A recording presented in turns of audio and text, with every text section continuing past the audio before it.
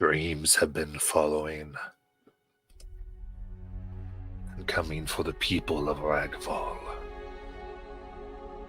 having now entered their 10th week of winter. Storms raging, the darkness not relenting. They are now tormented. The hunters are the ones our Hairsayers have talked to, their visions of death, of everything. And now find the prismatic kobolds and those Valicans who, lured by dreams, have joined their ranks of their cave in splendor. Epic drawings and murals adorn the ceiling and walls, adding brightness, but a bit of terror as they drink and eat, as they around the fire await for the herald, the hare that our Megvalians have fought off once before, who fled, unable to be brought to death by the then Hairsayers.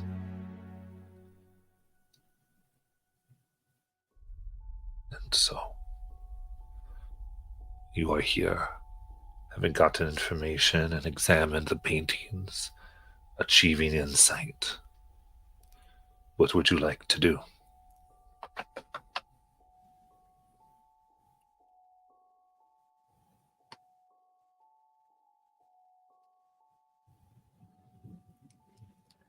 Halvarth will start pulling out like linens and stuff from his pack and laying it on the floor, fluffing a bit of straw into a shirt or something, making a pillow. And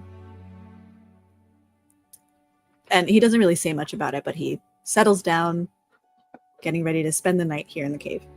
No conversation. Going for it. That's right.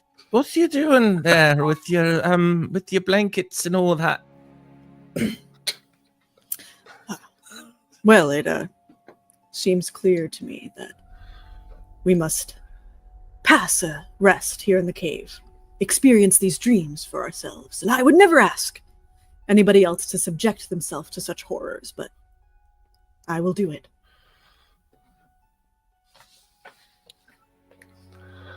Okay. Is the rest of you also sleeping in the cave tonight? I think if one of us is going to stay here, all of us should stay here. This is quite the democratic process we have here. Yes, so you staying? I'm just offering my opinion. You don't have to stay, but I think we're safer together. I can't really sleep, so I don't really mind staying in here too. Ooh. What was that? You kind of broke in and broke up.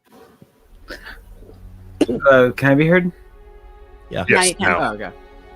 Oh, I don't really mind staying. I don't really sleep after all. All right. Well. Okay. That's all good and fine. I'm sure my manager won't mind me taking another day off. Gondel is very cordial and noble and smart. She would understand. I hope so. But again, Penny, there is no pressure whatsoever. Perhaps Kessa should escort you back to camp. Our mightiest warrior. Am I?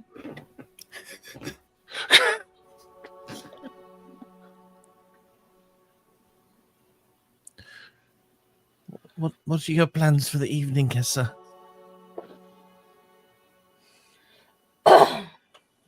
Keep an eye on if any other dangers decide to jump us in the middle of the night. So, I suppose my options are go back home by myself in the dark forest, or sleep here in the dark cave with you all. I think I'll stay.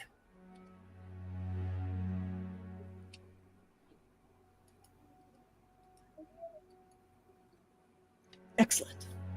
And I'm sure nothing terrible will befall the camp while we're gone. We left things in good hands. Well, my home's long gone, so either way.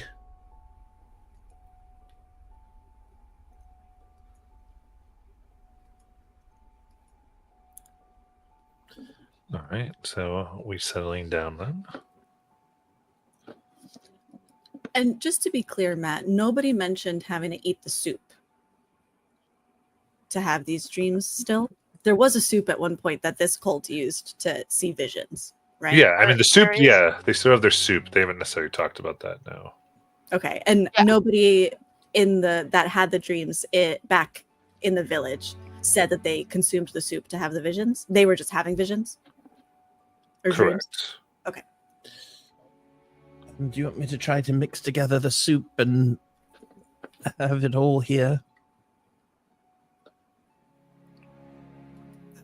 I wouldn't mind taking the soup. Well, I'll go talk to them.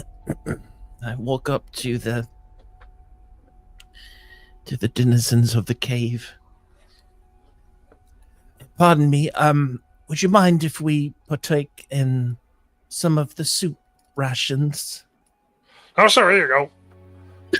Oh, that's very kind of you. And I take it on like a skillet, I guess, and bring that over and just put it on a little fire here and cook it up with my cook's utensils. What's in it? I don't know, but I kind of smell it. Any chance I can figure out the ingredients? Give me a perception check. Oh dear. Use your cook's utensils there. Ooh, nat 20. Ooh, 23. Okay. That seems to be of. We can tell it was made from dried meat, salted and stored root vegetables. Oh. It's just a proper stew.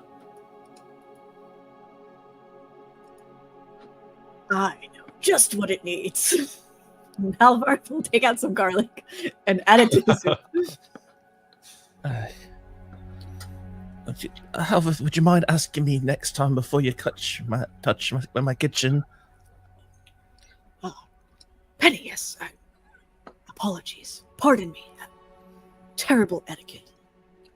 How is it just me, or do you have a thing for garlic?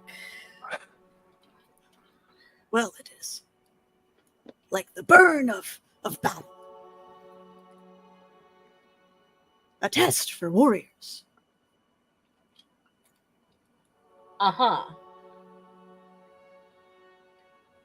Would you like some? I mean, you have to ask Penny. Sure. Everyone can have the soup.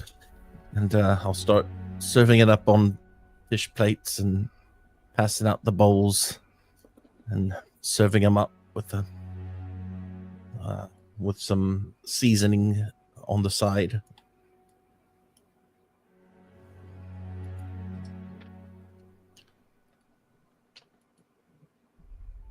All right, and you all have this nice little hot stew. Yes, do you eat? Oh no. Are you able to eat? No. Oh. All right. Maybe if you just hold the soup in your mouth. Yeah, maybe it's like a scent thing, right? So I if you don't just have a mouth. a nose. Nope. Wait, how are you talking? I don't. Ruins and magic and such. Oh. All right. Well, hopefully Should it we works. Should we put the soup on his runes?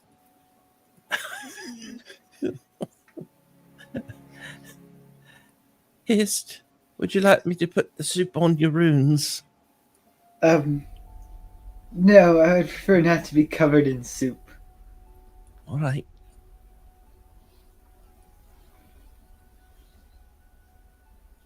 I do apologize, but yes, it just wasn't thought of when I was created.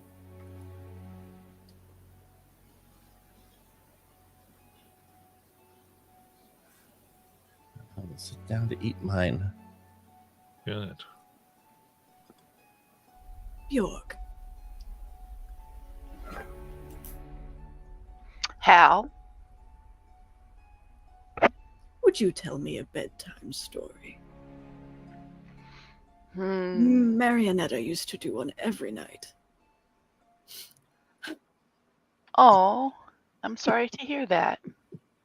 I'll try, but I'm not very good with stories. Maybe Hist would be better. Oh, Hist, would you please?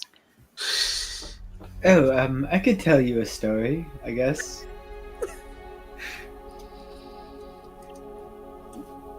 It's nice and cozy in his little bed. What kind of story are you expecting?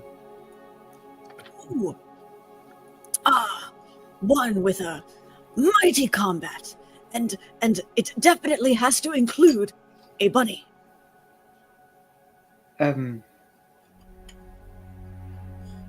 Okay.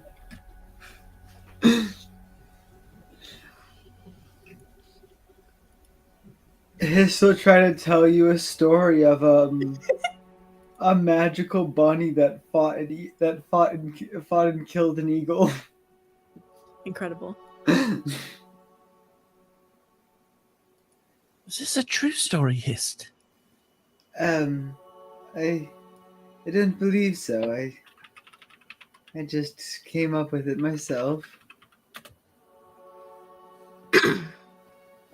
I've never really heard of creatures that small using magic, but I mean, not really just those creatures particularly using magic. I've seen small creatures use it. Hist, it's a story. Anything can happen in a story. You should write it down. Maybe you could sell it as a children's book. Oh, I don't write anything I learn down. I keep it up here. It's for me. Oh, you could write a book. I could help you sell it. Oh, well, I appreciate that. I think I'm good. The fire leaves Penny's eyes.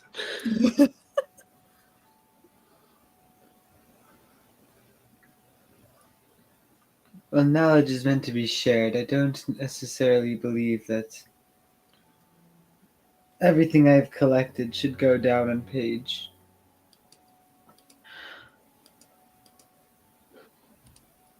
Well, be that as it may,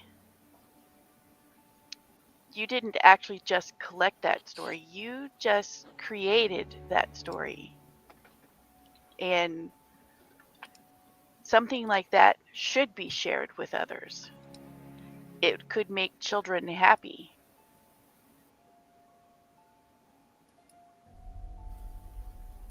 Oh, Penny, if you want to, you may write my story into a book. I would not care. Of course.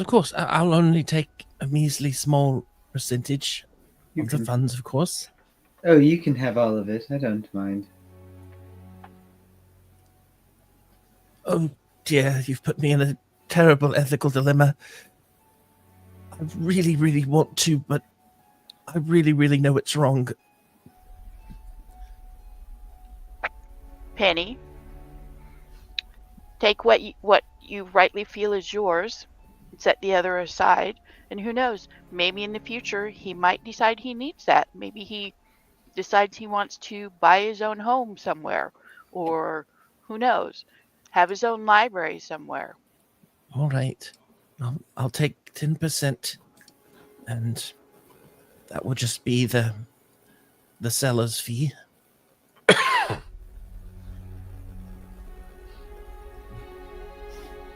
Well, I insist you take more than 10.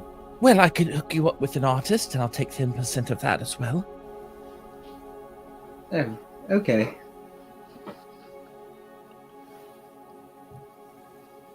I'm not much of a drawer.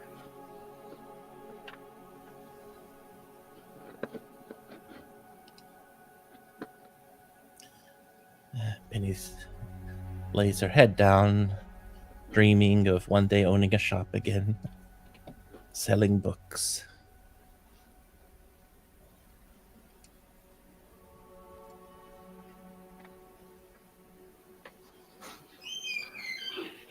Very nice. When else going down to? Yes. York is. Kessa Sounds finds an optimal spot in our cave where she could see everybody. Nice. Before she closes her eyes. She will be the last to close her eyes. Sounds good.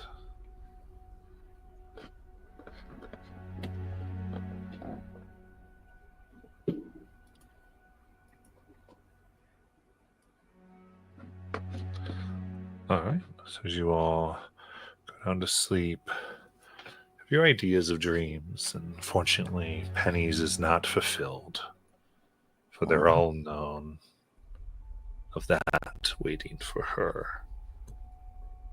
As you allow yourself to drift into unconsciousness, you can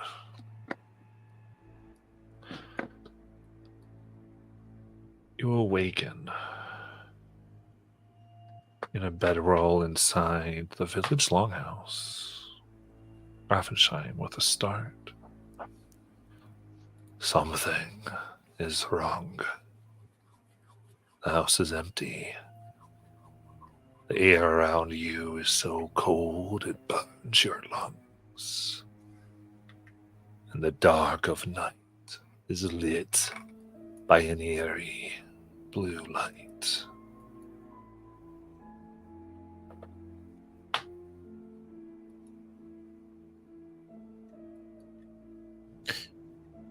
Hello?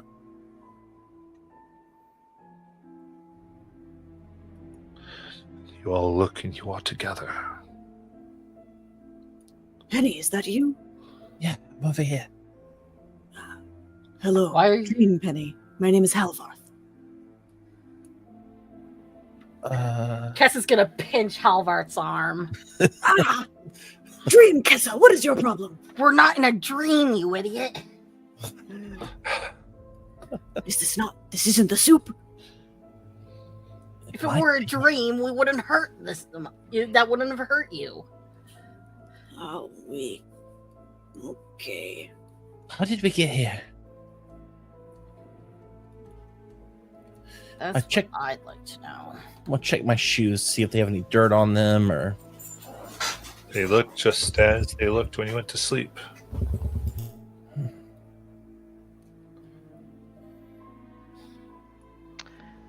Look around the room that we're in. Do I notice anything unusual other than the fact that it's cold and there's nobody here? None other than the light, and now the cold burns all of your lungs. Take 7 cold damage, ignoring resistance. Oh. Lungs freeze. I will pull out my flame tongue greatsword and say, Aziz, light! As If it my- lights on fire. I assume not, but if my resistance comes from my transformation, would that still ignore it? It still ignores your resistance. Cool, just checking. Yeah.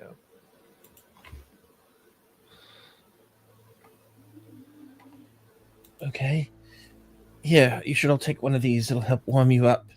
And I hand out to each of you a Basically, it's like a Starbucks cup. It's like a travel cup of coffee. But if you take it, you'll get 4 temp HP. You take another 7 damage from the cold in your lungs. Oh no! We gotta get out of here. I get up. Where's the light coming from? Outside the longhouse. Remember the cold fire. The cold fire, it burns, but it freezes, right? Or is it just that it burns and it's ice? I'm not sure. I need to get out of here. Yeah, we all need to get out of here. Follow Penny toward the exit. Yeah. 1 second. Same.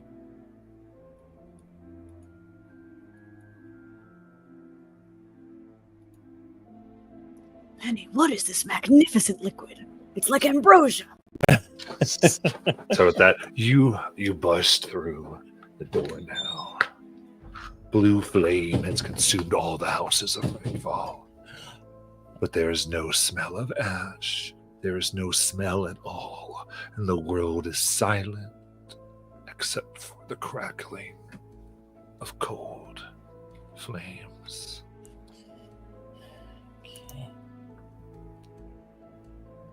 In the center of the village square stands a woman, pale as death, with black garb and hair like rolling shadows. She flicks her golden eyes toward you, and Riley says, "Something awful is coming, can't you tell? I've heard that the end of the world is quite charming this time of year."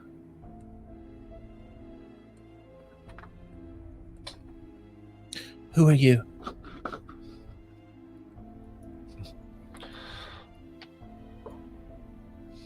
Someone who wants to help. And of course Bjorg and Hist recognize this woman. Is this the lady who wants the soul? Indeed.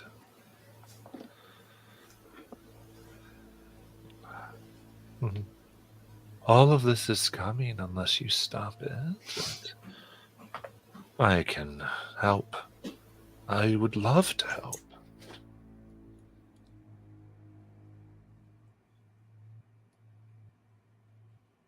Well, then why don't you? Well. I'd be glad to. I'll give you the power to help stop it. Sound good? Well, sounds like it's a little too easy. Yes, it comes with a price Hmm. that you might not be willing to pay. I can give you a body, unable to be harmed by these freezing flames of the prismatic worm that you feel so greatly. Or perhaps you wish for immortality. All of that can be yours. Well, one of that. Or if you want to fight more than guarantee your survival, well, I can give you a touch which burns so hot that it can burn flame itself and quench this cold blue fire.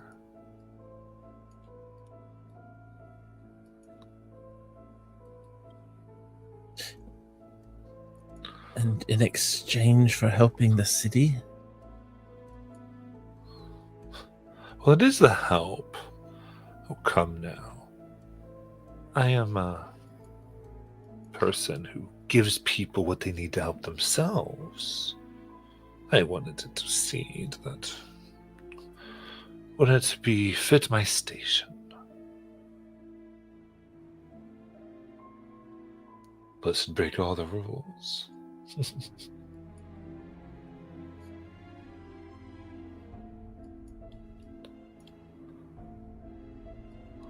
So what? We just asked for you to help the city and you just do it?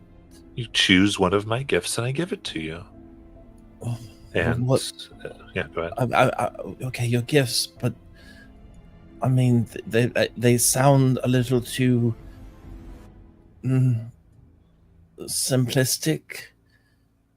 For example, if I said immortality, then what comes with that? That comes with it. It is slightly conditional, I'll admit. Immortality, so long as you die the sort of warrior's death you Valicans idealize.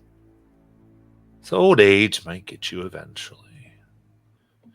But sword, spell, killing wounds, anything like that.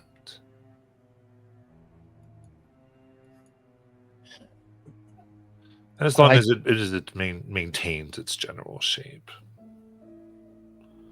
Burn, disintegration. Well, I used to work in the business of the fine print. Hmm. You wish to know the price? There's no fine print, there's an exchange. You want to know the cost? Very well. Only too glad. Just as before.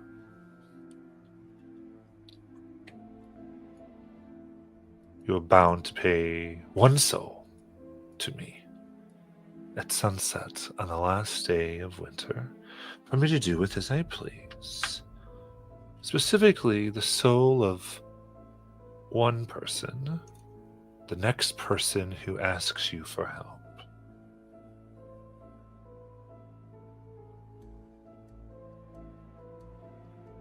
That's all.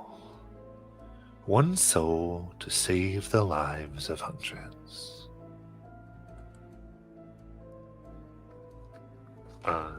Julie, if you were trying to talk in character, you were muted. You are still muted if you tried. Well, I was debating whether or not to say it in character. Oh, sorry. But I guess I will. I'll turn to the group and say, that's a new stipulation. The part about the next person who asks you for help.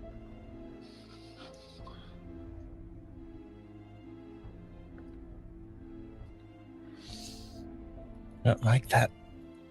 I mean, what if it's a small child, right? Exactly.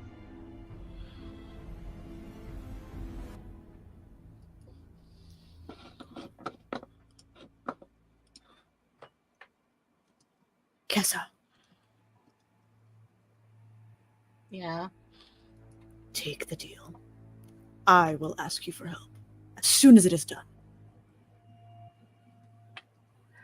Kessa's like looking at you like, what? No. These boons feel imperative.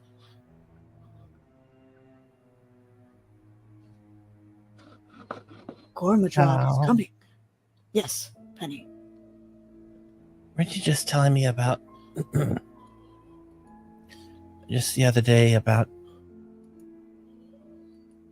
how sad you were? Penny, And I am I- in the middle of a very important conversation with Kessa. I do not understand why you are interrupting with this. She goes, yes, brave Bergman. Your skin impervious to the cold fire. That I can do.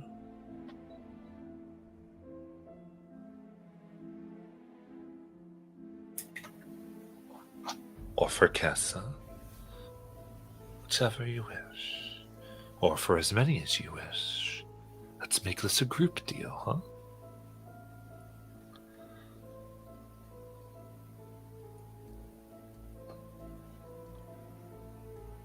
The cost is individual? Indeed. Each of you wishes a gift. I would need 1 soul. Each of us? If you receive a gift, of course. Only one of you wishes a gift, only 1 soul needs to be paid.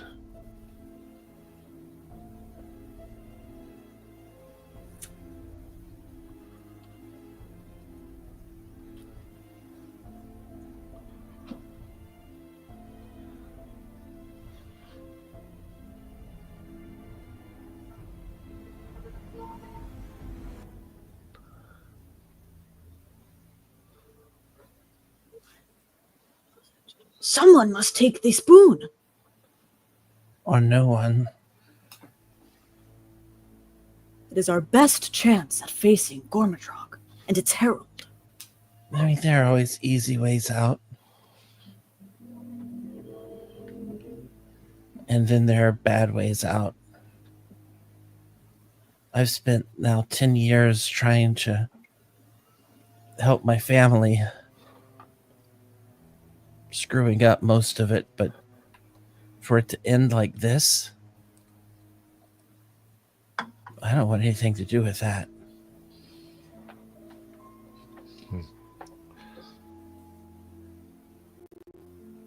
Just the other day, I went into battle knowing full well that I might die. I'd rather face Gormadrog knowing that it's only my own soul on the line. But it won't be. You know that. For each slow decision you make, and for the things that aren't even mistakes, that just where you're weaker than the attacking forces, there will be those that die, those that perish. Sounds to me like it's on your head. You're the one with the ability to stop it.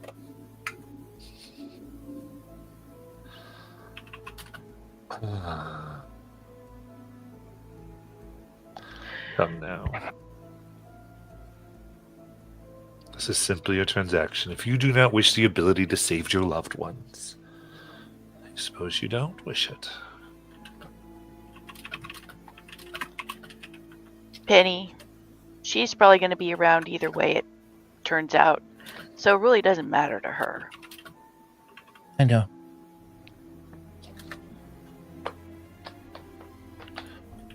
And I would rather, this is just me, I would rather die an honorable death than know that I sent someone to torture for the rest of their eternity. Yeah, if I ever do get reunited with my family, I'd rather them receive my body than receive the knowledge that I took part in any terrible thing like this. You are weary, bleeding resources and warriors. You know not what horrors will come to you in the waning days of winter.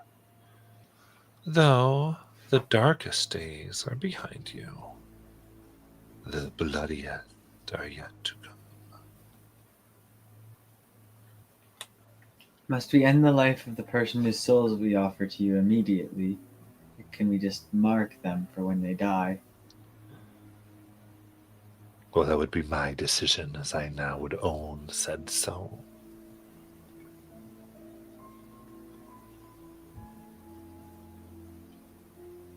Your duty would be to present them to me. I'm totally fine offering my own soul.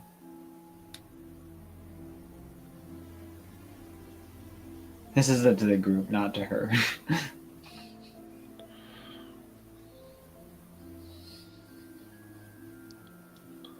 Why would you do that?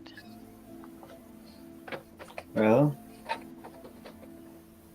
power is a wonderful thing. It helps you learn more and it will get us possibly through this mess. I don't really have a soul in the first place, I believe. And if I do, it shouldn't be worth that much.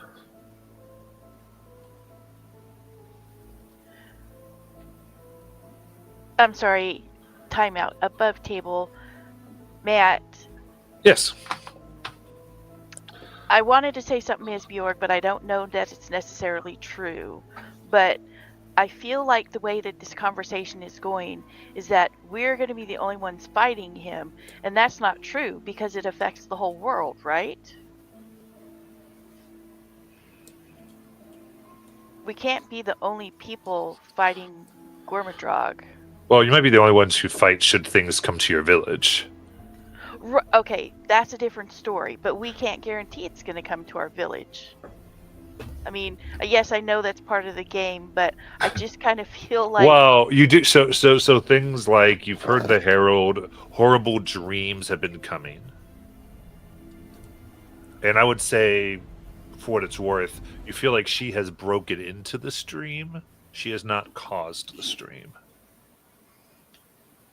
okay, So that this vision, so I would say you would, I mean, I would say that the evidence is there that there's awful things and potentially, and you also know the Herald has threatened of Gormadrog. There's a lot of reasons you think that might happen. right. I'm not saying it's Specifically not- threatened Ragval. Okay, that's what I was trying to determine because I feel like if the world is ending, it's not just one village that's gonna want to fight. So that's where I was getting confused. Does that make sense? Yeah. It 'Cause more it's feels not- like It's not just Ragval that's ending; it would be the world burning. yeah, Ragval and Valak are probably like the first line of defense is what it's more like. Okay. It's like as if we're the only ones right now who have kind of received the sign, and like everybody else is busy doing their own stuff, and like we're the only ones who have received them at this point. Okay, that helps. I was getting a little confused. We're the end is nigh crazy person in the middle of the street. And everybody's like, yeah, sure. People keep saying that. People keep As the saying meteor is slowly coming towards Earth. that. Right, okay. Yeah. We're the Got only it, ones thank that really are taking it seriously. Yeah. And for what it's worth, some of you have seen her gift before, and she gave precisely what she said she'd give. Right. So you do have that. She at least she hasn't like not actually given you the full power. She's very upfront and with that. Right. In other words, it's not really a trick so much as it is a very straightforward transaction, Right. even and if I a know, very horrible and awful one. right. I know that it's not a trick. Cool. I was just filling in just so. Yeah, but I also that- just that your characters know that the characters. Have Yeah. witnessed this. it was just the new stipulation added to it. Yes. Okay. I'm Indeed, good, because thanks. essentially, whatever it's worth, because these are way more powerful than what was offered before. Oh, okay. Could you go over what was being offered one more time? Of course. A body unable to be harmed by the freezing flames of the prismatic worm. Immortality, so long as you die the sort of warrior's death you Valicans idealize. A touch which burns so hot that it can burn flame itself and quench this cold blue fire.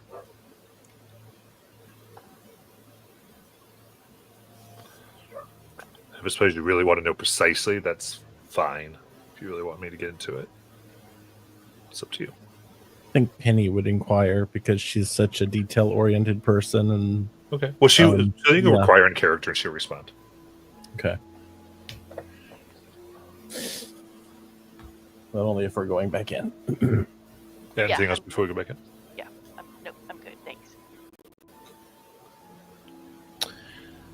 So when you say a new body, does that mean I'd become some kind of construct, or I'd become some type of giant, or I'd become some type of dragon? Or what does that mean? You'd retain. You'd be as you are. Nothing would change. You wouldn't become a new creature necessarily. We would just turn your skin to stone. It would move and form and allow you to move about just as you do now. No inklings. Might crack and reform a bit, but always fixing itself. Blade and club and arrow would have quite the hard time getting through it. And none of you, and none of it, and so none of your person could be harmed by cold fire. Damn. So basically, we'd have like a stone skeleton. Skin, but yes. Oh, skin. Exoskeleton. So we'd look like a giant, or we'd look like a statue walking around. A very beautiful one. And all right. And then you also said the other option was immortality, so long as you died a hero's death. Why, So yes. we would still die by age Yes. or disease. Hmm. Well, yes, if the disease is what killed you. All right. But so long as you are killed by the attack or a spell of some type, you would find yourself back within 24 hours.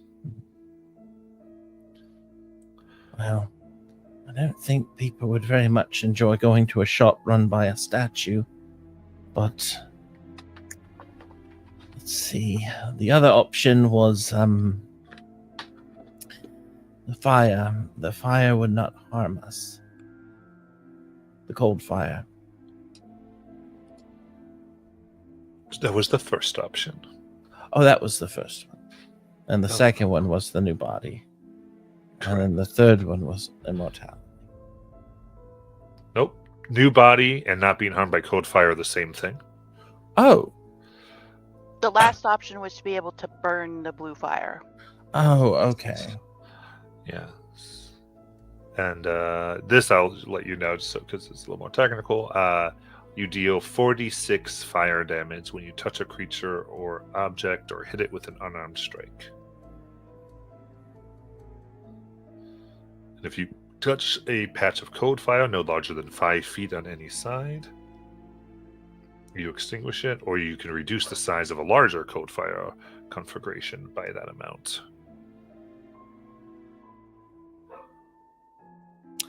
Well, I think we all do we have a moment to chat as a group? Or Of course. I'll wait for everyone else to ask their questions for us.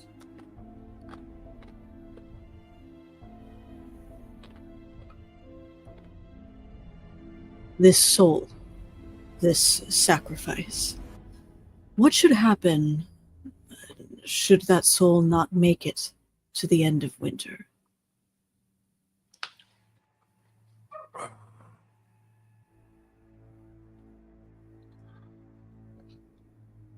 Interesting.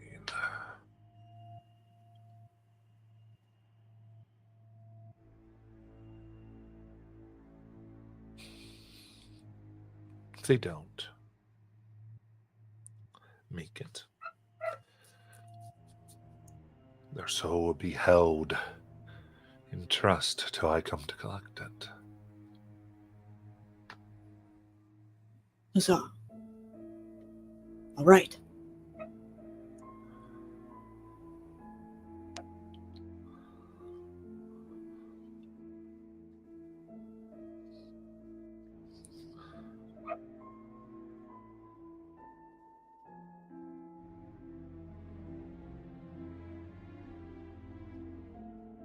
Does anyone else have any questions?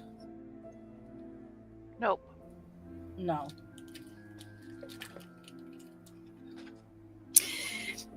I have an above table question because Halvarth is too stupid to ask it.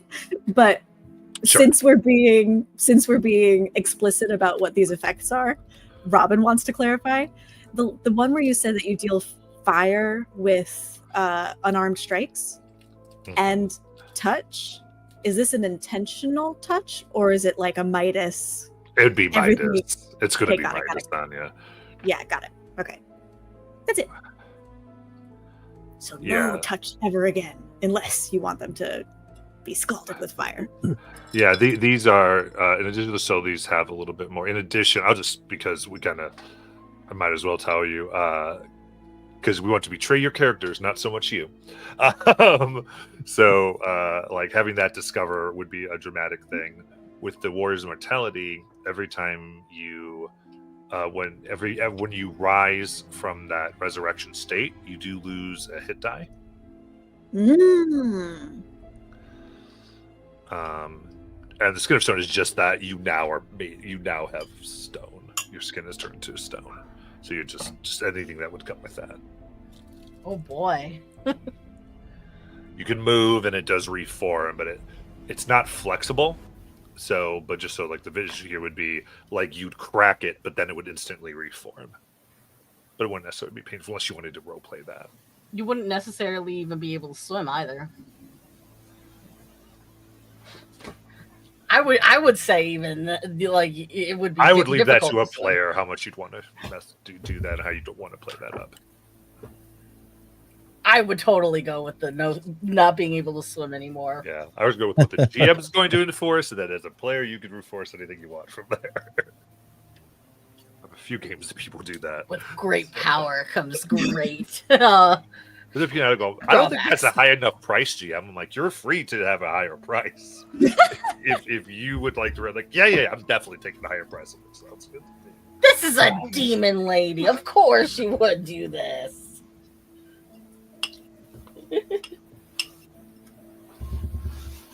Well, I think this is worthy of a discussion.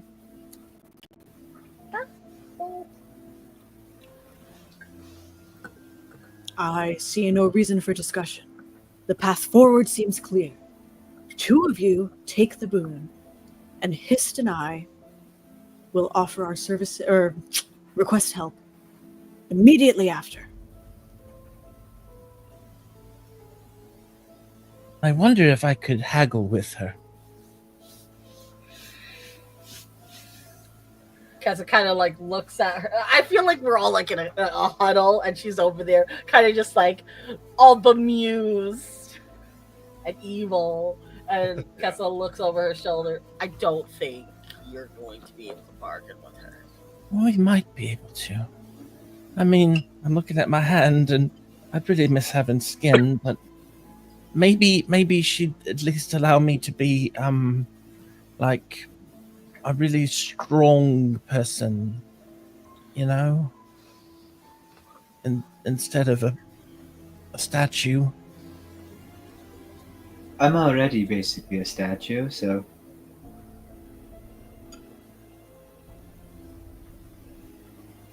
I don't mind sinking like a rock.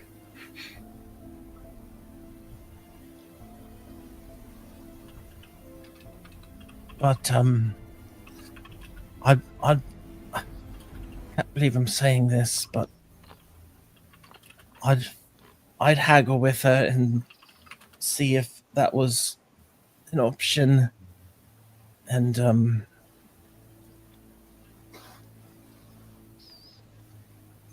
maybe it would be.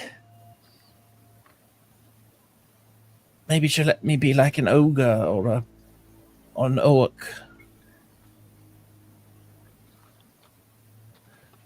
Always wanted to have people be at least terrified of me. Being a halfling kind of sucks whenever you're trying to intimidate. Bjorg just sits on the ground, puts her hand over her ears, and starts shaking her head.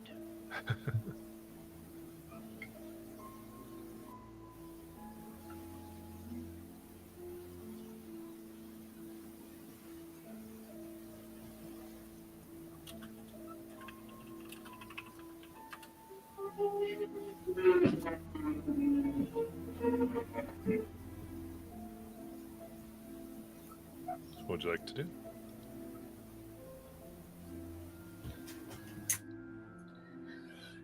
Kessa would pointedly kind of like shake her head and say that when she was a child, her and the others were often raised on stories of blessings that turned out to be curses. Things like immortality, but then you would have to suffer to watch everyone around you die, or a gift of being able to cry tears that turned to gems, and then from then on, that person was kept to witness like unspeakable horrors and cry rivers of gemstones for a warlord kind of thing. And these blessings that she's offering us sound like they're cut from the same cloth.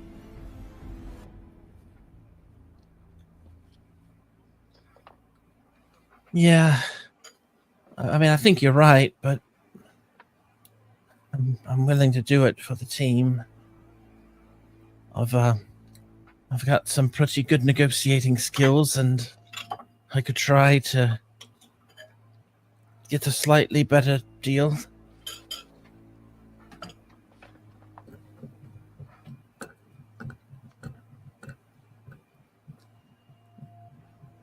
Is anyone else open? I have no issues with taking any of the deals. All right, Hist. Well, all right. I say, why don't we go talk to her? And I go. I try to think back to my days of being a ruthless merchant. Okay, not ruthless, but good at it. All right. I'm willing to open up the dialogue with your beginning offer. And as a token of good spirits, actually. There's a saying in the merchant lands where we each exchange a trinket to begin a formal negotiation, if you're open to it. It doesn't have to be anything magical or whatnot, just kind of a sign of mutual respect.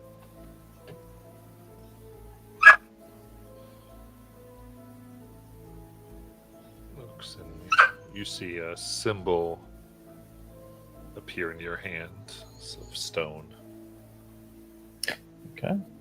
I will take out I kind of reach into my my tip purse, and I take out my a copper coin, and I hand that to her, and I'll say, I think your opening offer was very polite and good. I think, however, I have a counter offer that you might also appreciate. While I'm willing to take on certain aspects of the, you mentioned immunity to the cold fire. Is that what you said? Immunity? The stone skin. Stone skin. Right. Well, what if instead of a stone skin, I simply were to be a stronger species, like an orc. And you could give that same ability here. I just have grown quite fond of having skin on my bones, and I wouldn't mind being a smidge taller, actually.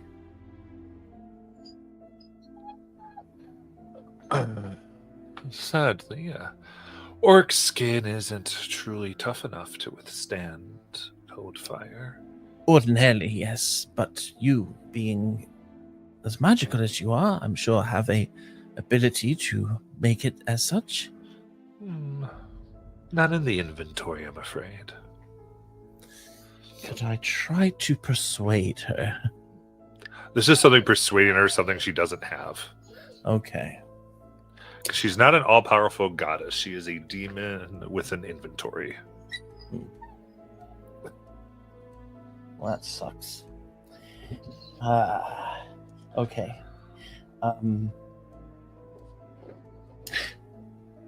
What if the stone skin resembled actual skin?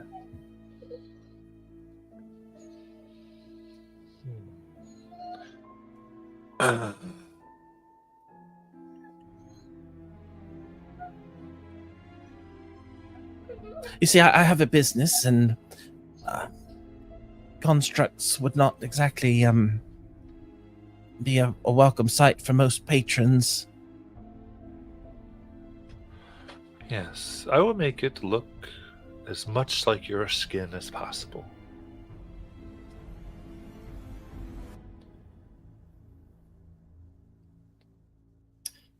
Okay. Could I insight that? Certainly. 22. Yes. Seems honest.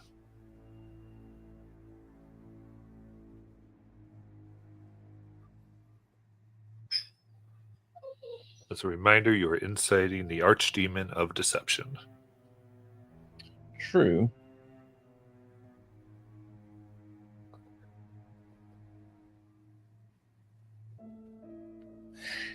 However, if this is in her realm, then I'm open to trying to persuade her. Well, she already said yeah. She said yes, but didn't really need convincing, and that's what worries Penny.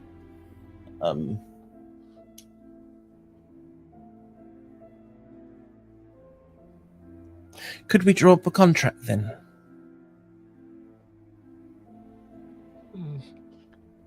I don't deal in contracts.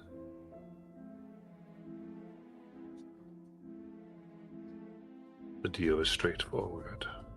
The gifts are clear.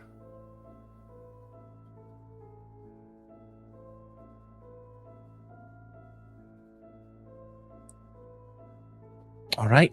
So here are my terms. You let me know yes or no. I am willing to take on the skin of the stone skin, so long as it actually resembles the skin of a humanoid, and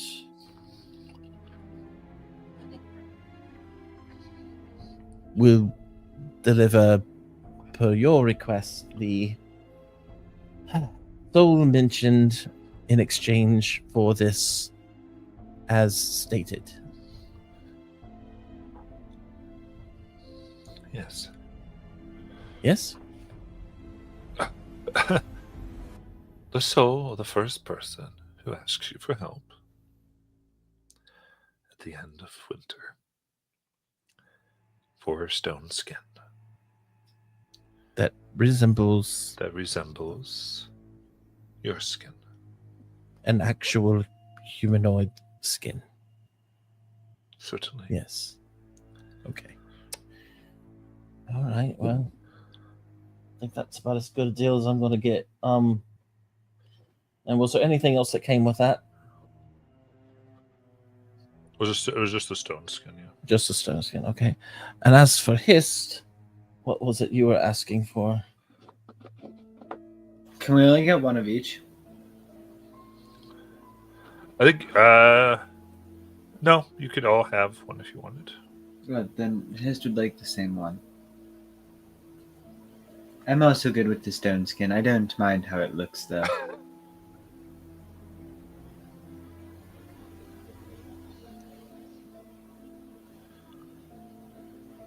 All right. Please, I implore you both to think of, and I have Penny's accent now, hold on. Huzzah! I implore you both to think of the consequences. I can only offer my soul for one of you. The other will have to do the unspeakable. Please.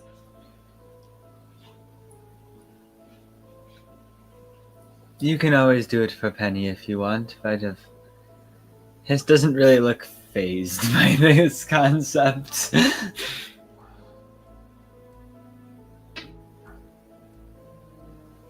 All right. If you're sure, Hal.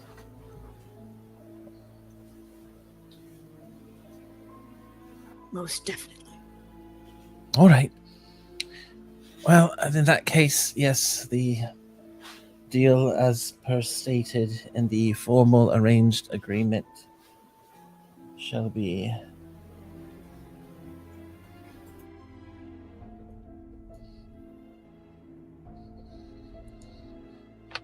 All right, so Hist and Penny agree to the terms.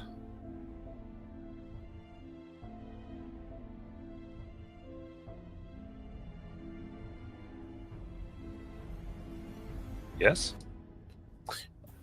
Yes. Unless I need to do another charisma roll, yes. You would.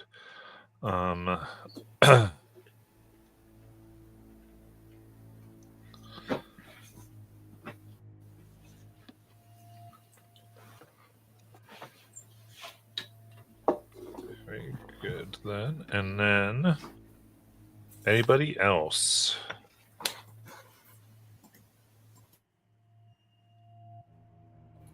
Nope, not Kessa.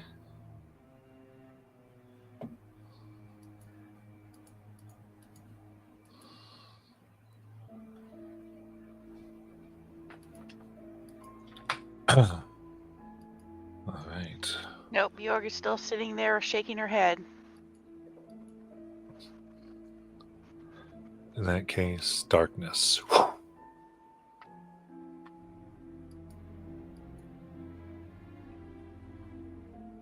As your dreams drift into black.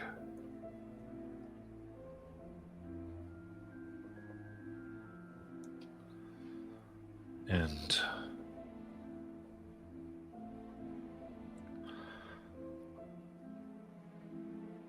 there's this muffling sound that you hear, the bits of your consciousness. You begin to uncomfortably wake, and you see two figures, Mildred and Gondel.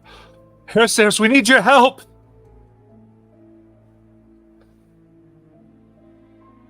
You awaken, and no sooner do those words leave their lips than you see a symbol you feel burning on your hand, Penny, and Hist, with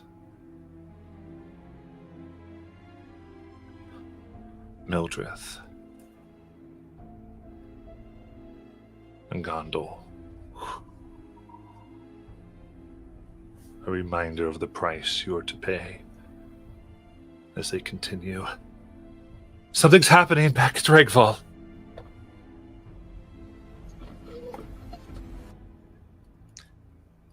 Hal Wait, asked no, me the question. nobody heard anything. Hal asked me Hold the on. question. Penny, be a dear. Please help me pick up my bedroll. Please. I will remind the DM I am not a hairsayer. Everyone, we need your help because I didn't have that detail. They got it. Damn it. No. Because Vanon's smarter than me and she knows what's going on. No, but that doesn't count. We were asleep. Okay. So I have asked it. Penny, look at my hand. Is it there? Don't know. There's no symbol. The hands on pennies and the hands on the pennies and hists. The name's there. And as you move to even do that, your skin cracks. Huge lines run up Penny as bits of it fall off and then reform. And stone comes to the ground, and there's a big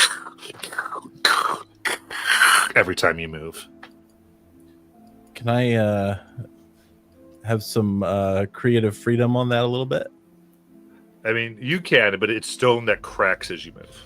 Well, that's fine. And it reforms. The cracks fill in.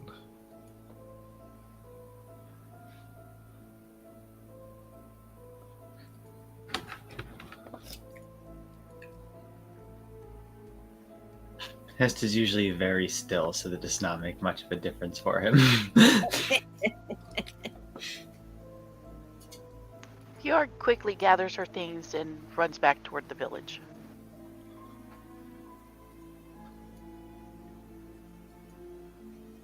She got to do in Mildreth, holding her belly, kind of looking at the names, a little like, what?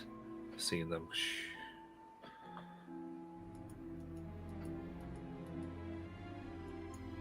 But ignores this. It seems like you're going back. Anything else?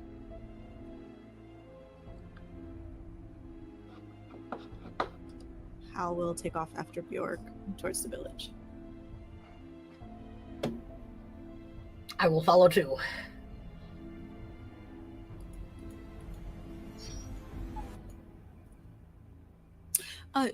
We woke up back in the cave. Yes. Okay, great.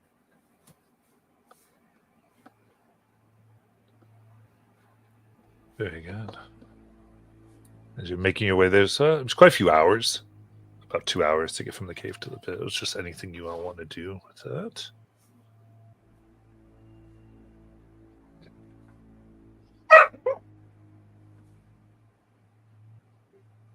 All right.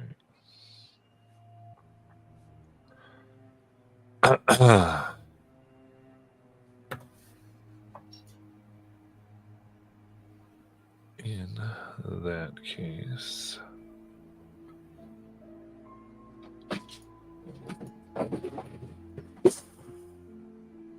Did we get our long rest? Sorry.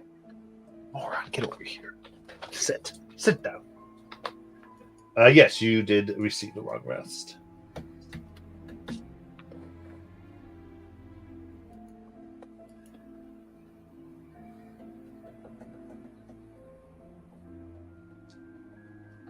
All right. So,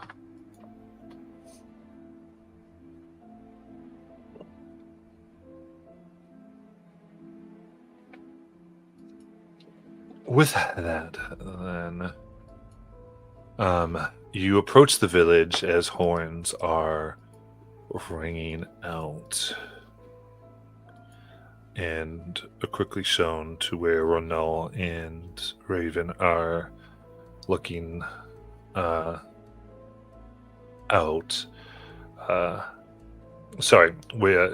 Amid a group of Rigvalians giving them various reports and testimonies.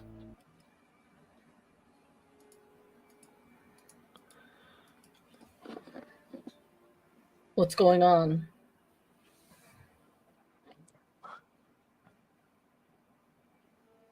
It seems a legion of the undead march towards us.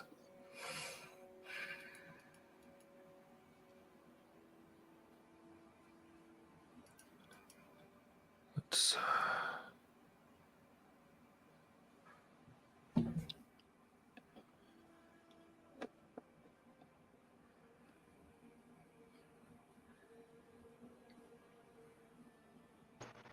How far away are they and what direction are they coming from? Come from the south, but they carry a flag of parley. Should arrive in a few days. This isn't too good No doubt they were asked for something awful.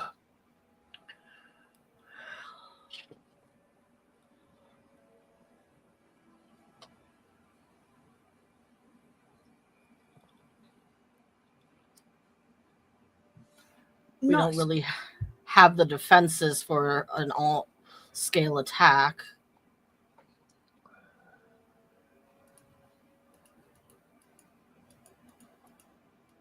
Indeed.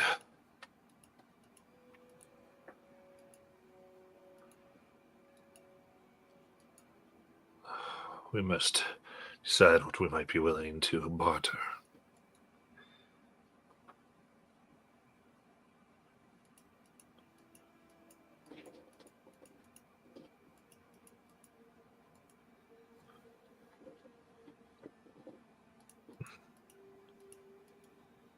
Okay, is everything okay, Ercers? You seem a bit quiet.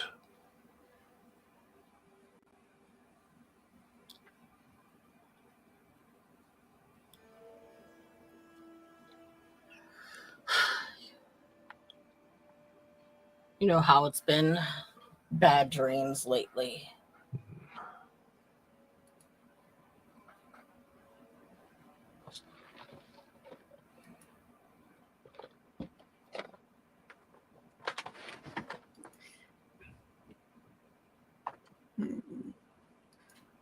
Chief, do you know the nature of this undead?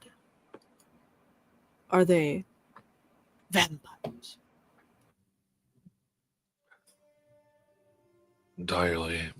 Heard there's legions led by a drake. Matches the description of the thing that we saw at the beginning. Seems to be in control of them, along with a woman who rides on a elk of bone and rotted flesh.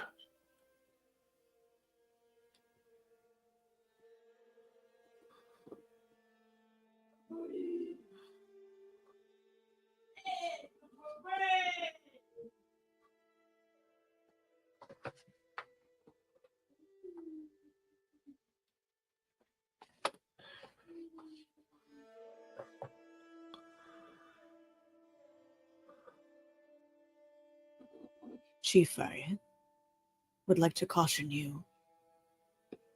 I do believe she is after the whole village. She is looking to make a clan of her own, and she has her sights set on Ragval. Whatever they want to parlay about, I expect it is dramatic. Who is this woman that you know her? Well, I mean, Halvarth will turn to Histenbjord. This sounds like her. Lothvithra.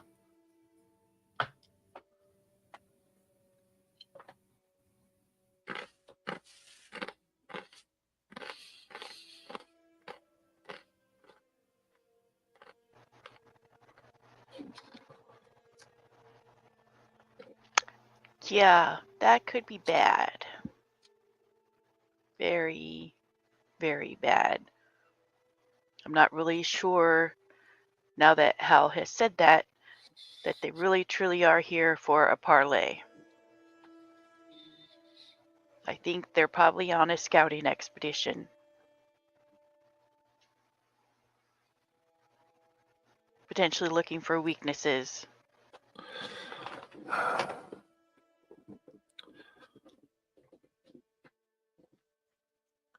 If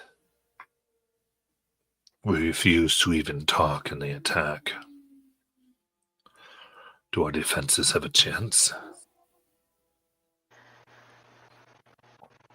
I would say after that last one, not at this time.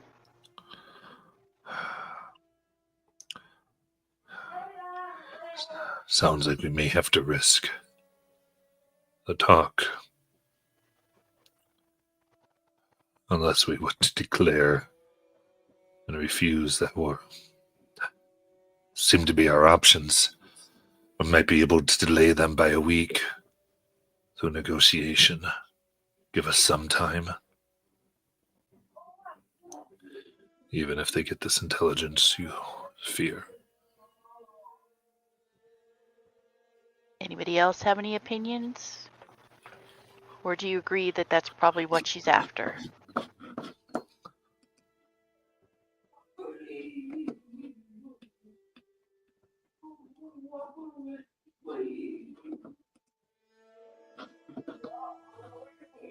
The people of our village have had nothing but nightmares and visions of this undead army pillaging our streets, led by the Herald.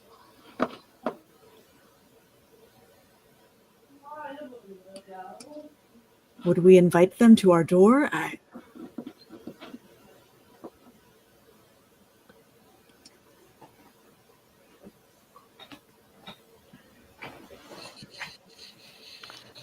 We don't actually have to meet in the clan proper. We could meet outside. It would be best to gather their intentions before they're in the heart of our home.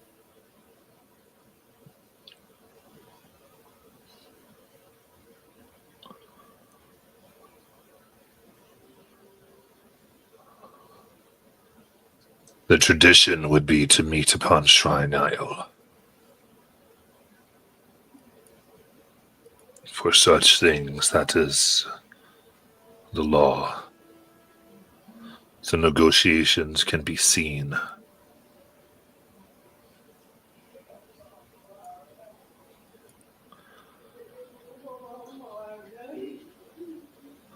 That would be the Valaka way. I wonder too if it's possible whether or not we could negotiate that they would accept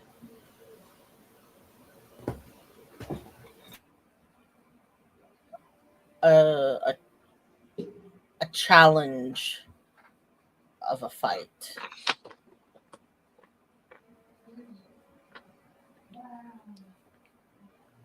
A number of champions versus a number of champions. Could always offer it. It depends upon what they want.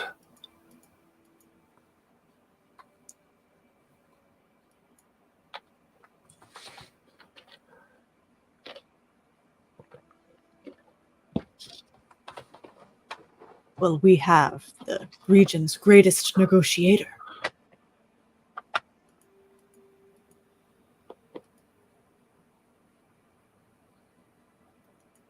It's Penny.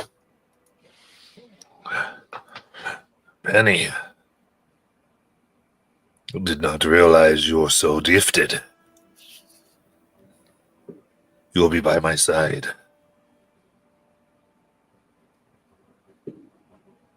Yeah, I'm sorry. I was working on some flavor things. I had an idea that kind of used a little bit of illusionary magic here, because much like you, my character is smarter than me than I am. So I think based on the negotiation, the magic of illusion or whatever allows her to resemble a taller humanoid, which kind of lowers the effect of the sprinkling rock pieces to not be quite so noticeable, or something to that effect. I mean, if you have illusion spells you want to always have up, that's up to you. For her part, when you're standing still, it looks precisely like skin. And then it just looks like skin being cracked and punted. So to her, it perfectly resembles skin. But if you want to use illusion, that's totally cool. Like some magic that you might have to have up, that makes sense.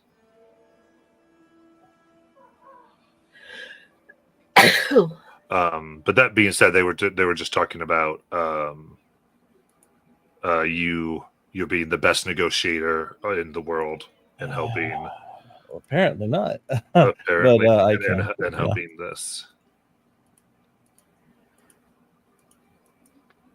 I just thought it'd be cool if I gave her something since she was using her subclass features to negotiate earlier. But it's fine. She will go.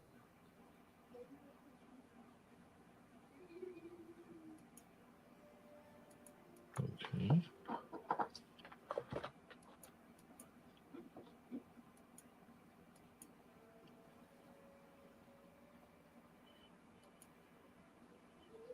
Anything else from this talk?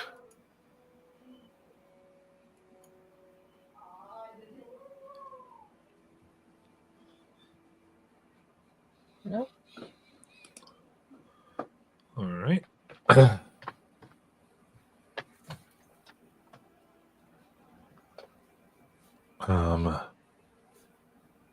In that case, what is so? This is going to be the end of this week, and we can process downtime. What would you all like to do with it?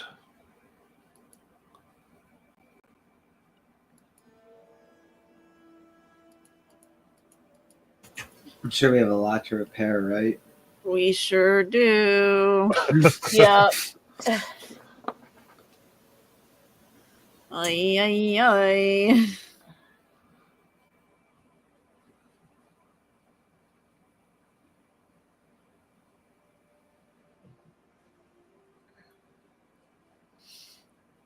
We have RF 1, 4, 5, 6, 7, and 8.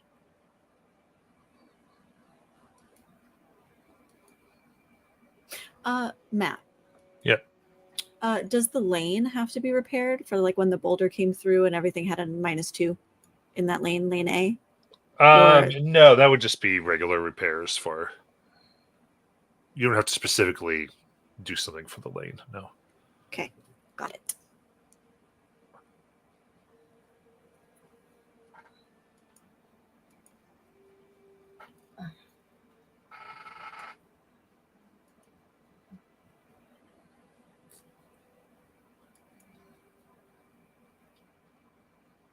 The entirety of lane B is damaged. Every other lane at least has one fortification fully functional. Then we should probably repair RF6. Yeah.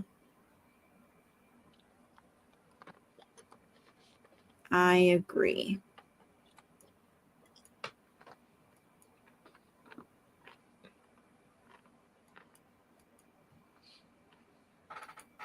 And damaged is, from what I understand, just means that the attackers have advantage on their rating roll. But if they roll bad twice, then they still don't take the they don't take the fortification. Sorry, say that again. My brain around it. Damaged means that they have an advantage on their rating roll, but they still have Right. to make a rating roll. They don't automatically succeed. Yeah, to take it off if it is damaged. Right. Yeah, because they still have to move their way up the lane.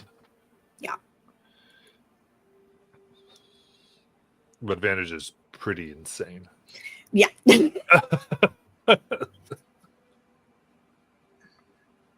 Like that is so yes, but just as a clear, like that's still really crazy.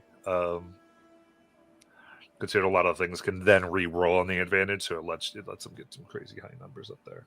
So, but all right. So at the end of throughout the end of the week, you're dealing with the RF6. I think that's a good idea. Anybody say something else? Sounds good to me. Sounds good to me. RF6 it is. Ta-da! Okay.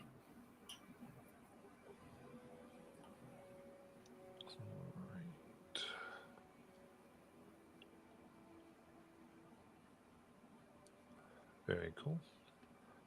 All right, then as the week ends, we'll go ahead and take our break.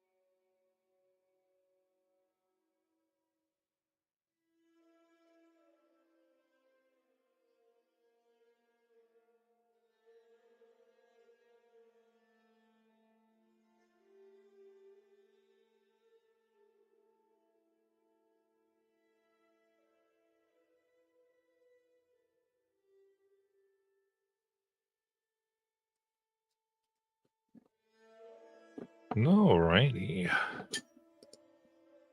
Back here.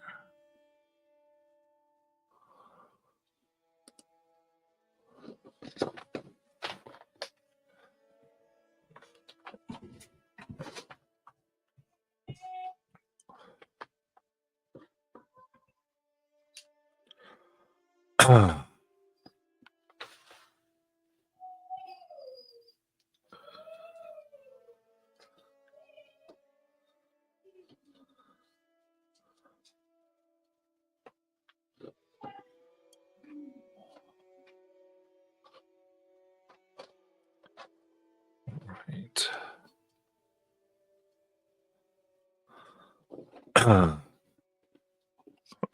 Sorry about the wrong time there. But we are starting week 11 as we find 11th week of winter. What's everyone's characters doing with themselves?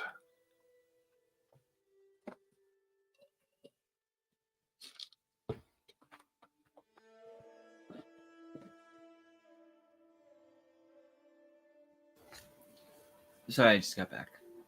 Okay. Just saying, as we start 11th week of winter, just asking what everyone as a character's doing.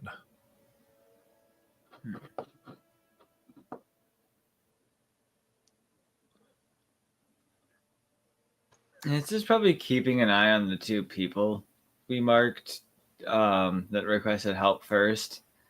Wants to see if there's any like effects now while they're still alive. Kind of trying to see what's going on with that. Yeah. So clear the marks on your body. I know, but I just mean the people. But yeah, that, those like, people. are Yeah, as you moderate. watch, they kind of get a little nervous as you keep looking at this, especially Mildred. And she's trying to take care of her kid, trying the kid that's in her belly. And Gondo, she keeps trying to serve her mead. And it's but they don't seem other than that, just the awkwardness being watched by you, they seem like they're unaffected.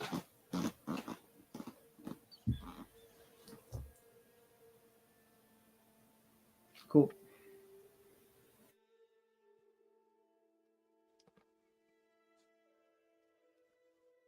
Georg would be wandering around the village trying to help people after the last attack, helping them fix their houses or whatever they need help with. Okay. I like that. Kessa would be busy training with the warriors.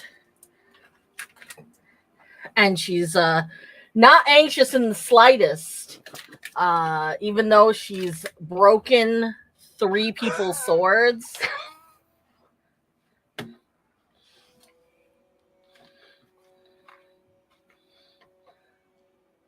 It's a good thing we got extras.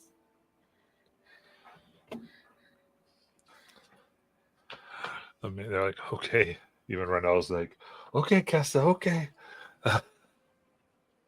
Wondering what's up as drones on, as people are ready for whatever is moving, and knowing that they need to still repair everything from the frost giants that were brought to their doorstep. The keep. There is a bit of distrust, but help is there as it all keeps moving.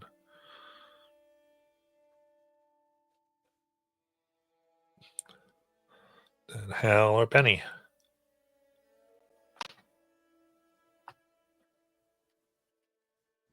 Penny's just working her shifts at the pub. Okay. I don't know if Robin's back yet.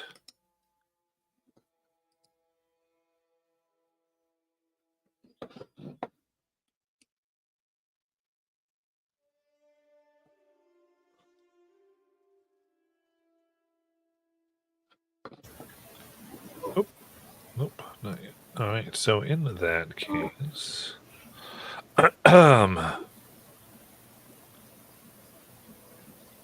As this begins, a horn sounds from the north of Regval, with a pitch so deep and primordial that the earth itself shakes. The villagers cower, reminded of the dreams they had only a week before. When the quaking of the earth spelled doom.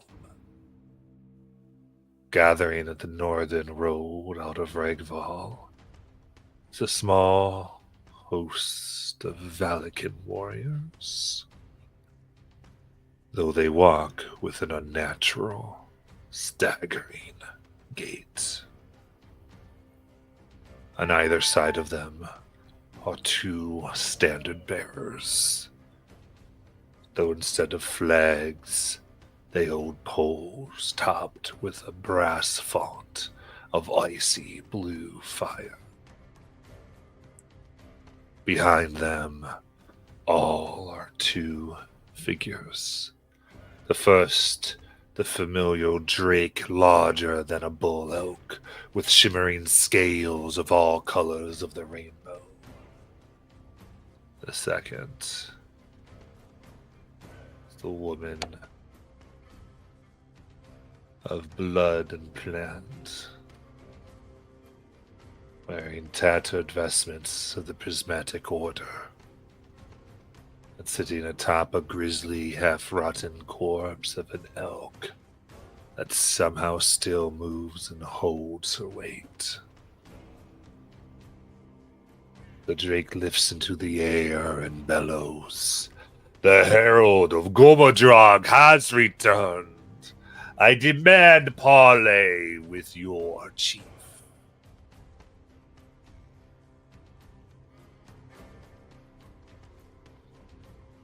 How would you all like to proceed? I'll go out to meet them. Okay, so you're going against the entire plan. Oh, I thought that's what they wanted me to do. They had talked about meeting. Well, I don't know if we had guys agree. I thought it was the tradition was to go meet the Logstone or to go out. What was the thing? I thought it was a Logstone, unless I'm wrong.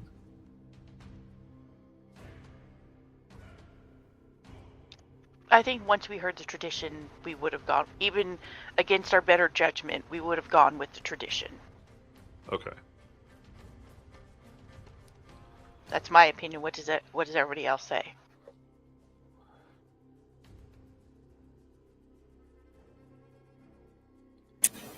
Hester would agree with that. He would say he would say that's more logical to not, but he'd understand why we would do tradition.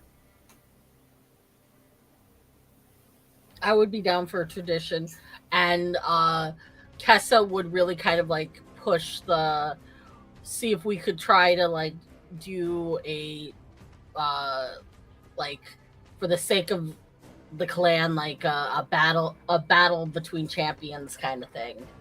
That's what she wants to have, and because all of you are allowed to be present, this says Hair Cyrus, but do you communicate that to Penny? Yeah.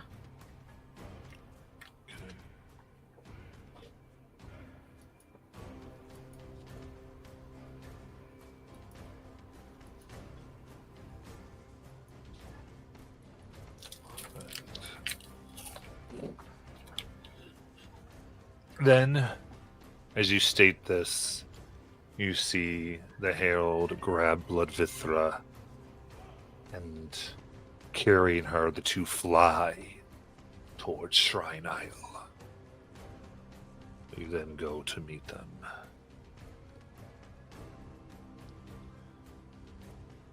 And all is seated. It opens. The prismatic worm longs for blood as it dreams. Your Valakin prismatic order knows this. My master must sleep until the time of awakening. I request your blood.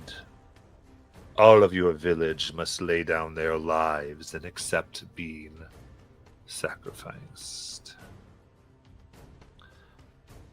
Nevertheless, there are other ways to prolong my master's slumber. I receive visions of its nightmares, you see.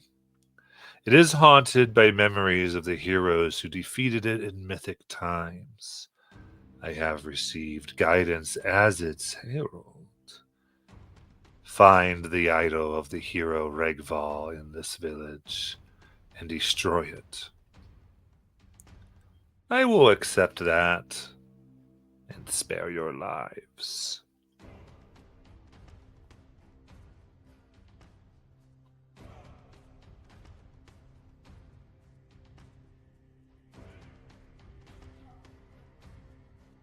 What would you like to do?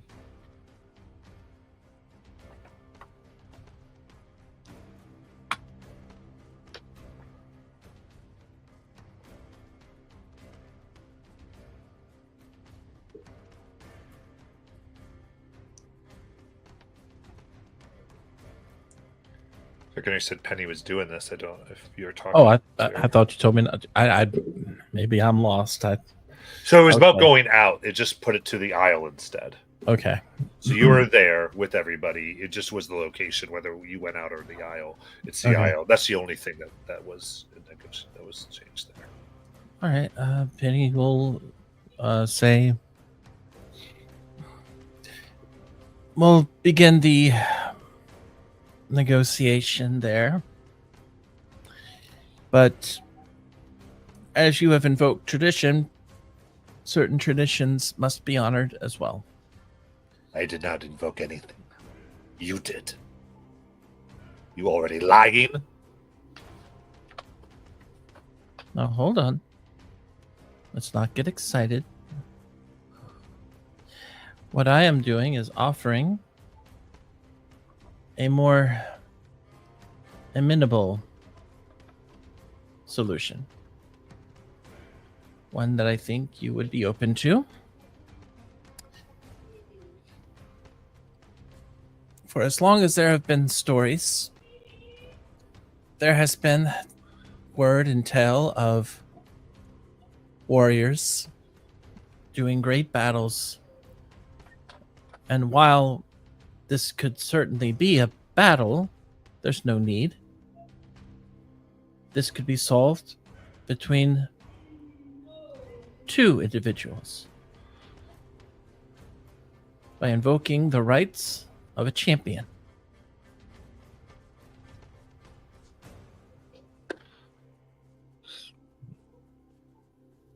So your champion versus our champion. And you meet our demands if we win. That is the negotiation. That's where we're opening, yes. Done. The chief looks to you like you're the devil. Like you've done. He can't believe you just made this decision. And goes stark white. I will enjoy killing all of you. Thank you. As they fly away.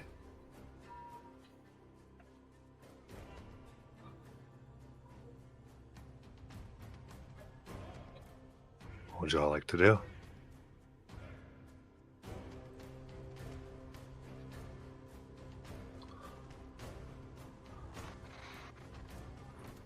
I just got back. What happened?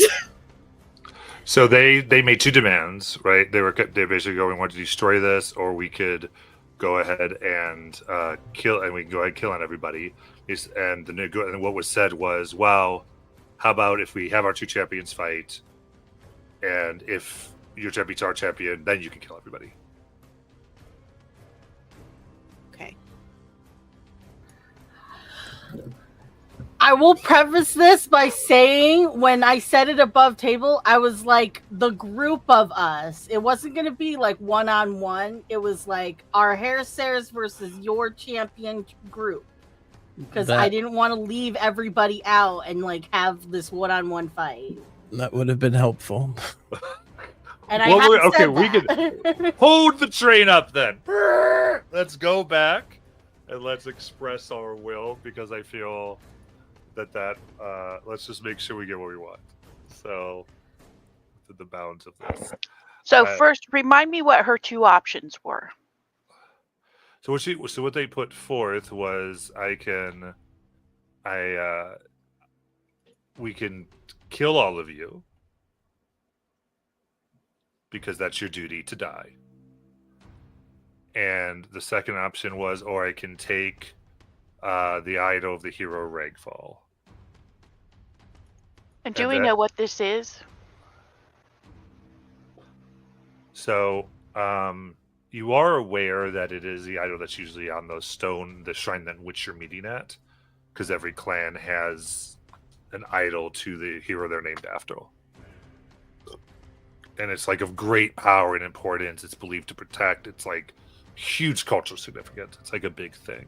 The chief wouldn't give up either. Not necessarily, though he is like with all of you. But it would be a major blow. But yeah, those were the two. And then it was basically like, let's just settle this by champions, and that seemed good to the Herald.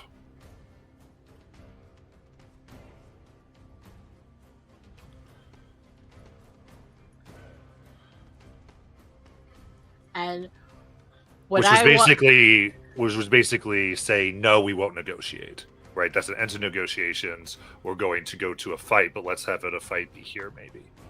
Right? Because it's like we won't give the demands to have you not, invade. But then,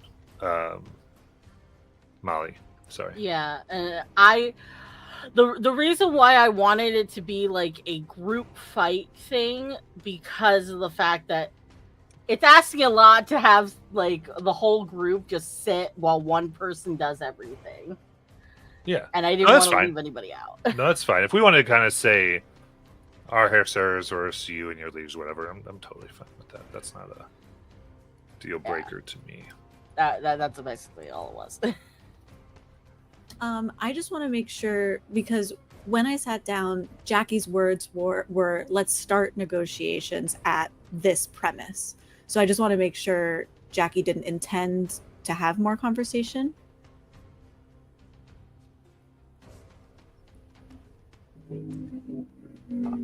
I'm trying to go along with whatever you guys want. I'm kind of in a weird place right now with this subclass because it's not doing the stuff that I was hoping it would do. So whatever y'all want the negotiation to be, that's what she's going to do. Okay. Yeah. So, and I say that. So this is where it sometimes comes under, and we can always try to work this out. It's hard when it's like we say, "What about this?" and the person goes, "Yeah, done." Like that sounds good to me. I think that's where always the negotiations. Sometimes people get a little startled because of whatever they said. That person just is good with it. Then it's not. Oh yeah, that's fine. That's fine. As far as what because we're doing right now, it's whatever the like, group wants. Cool. And that's what I had assumed the group wanted. That's why she was trying to make that happen. Well, Bjork definitely wouldn't agree to the champion fight because that's all or nothing. With a negotiation of terms, it's not necessarily all or nothing. This is it's kind of like a he said, she said. If I win, then you're all dead. If you win, well, what do we get if we win? And chances are we're not going to win because they have cold fire. And yes, we have two people who are basically immune to it, but none of the rest of the people are. And we have no way to counteract it. That makes sense. Hal was all for it, so I was like, yes, champion duel. However, if we refuse, it'll most likely come to a battle anyways. Well, yes, but this gives people the opportunity to run and hide. Whereas with all or nothing, That's it.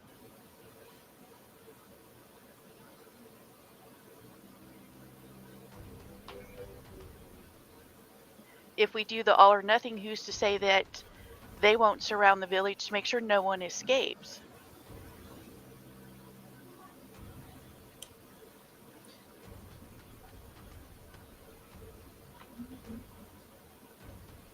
So what do you want to offer them? Yeah. I'm Yeah, not so sure. because we can go back. So we're pretending the deal was never made right now, just to that way it's easier for us to negotiate. So go ahead, Julie. Well, I'm not sure what we can offer them, but I don't want to just offer them up the whole village. I mean, does anybody want to do that? And we can't really let them take the idol. Can we ask if they would just borrow the idol? Like, for weekends and every other holiday? That would be a big blow with it not being here. I think Even if it's just weekends. it sounds like they are just wanting two things. So if we're not offering them exactly what they want, or at least half of what they want, then it is going to have to be an all or nothing. That's at least how I am kind of interpreting it. But if we have a way of offering them something of equal value that they might enjoy, that would also be something we could look into. But it might be I don't think we have anything. offering them another village or something. If they are legions of vampires, we have an entire clan of hundreds of blood-pumping humans.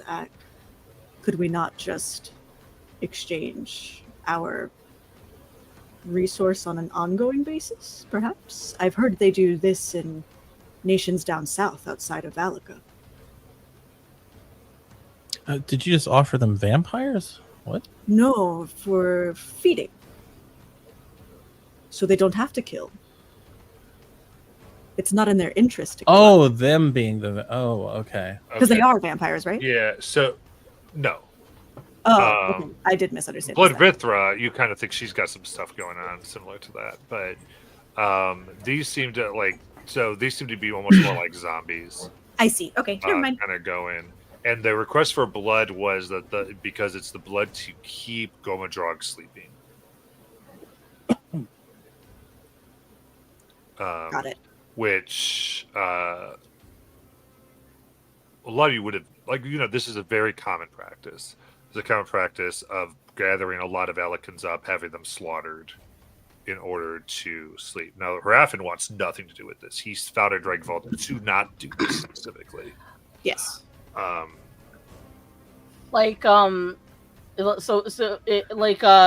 Basically it's like they're asking for either the idol or give us like 100 people and we're gonna go ritually sacrifice them. No, everybody. Oh yeah, give us the idol or all of you are gonna get ritually sacrificed. Yes. That's the ultimatum here. And we have no way of understanding the idol, right? What do you mean understanding the idol? Like what it does. It's more of historical and cultural significance. All right. You could just do an all or nothing for the idol with our lives, like us versus them for the idol. We don't want to bet the whole village.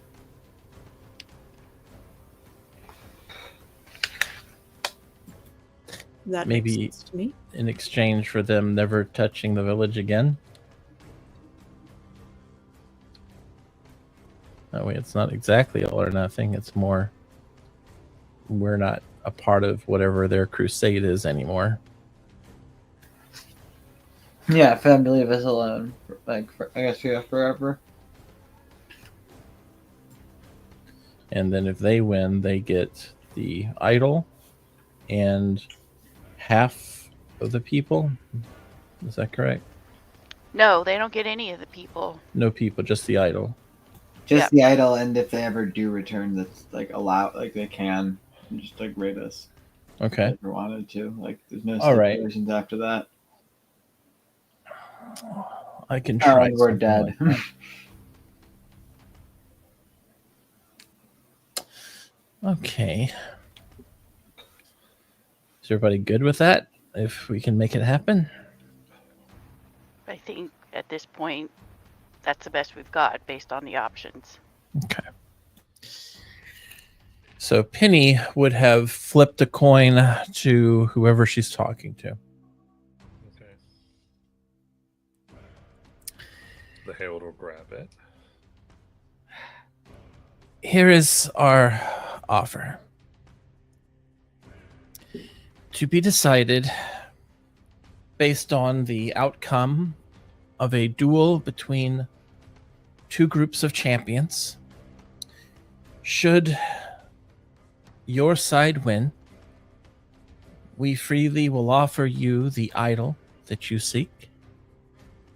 It will require no further battle on your part and no further sacrifice on ours. However, if we win, you will leave our village. You will never disturb our village clan again. From now until eternity. No, I don't believe this should trouble you much, as you seem quite capable of taking us on. Very well.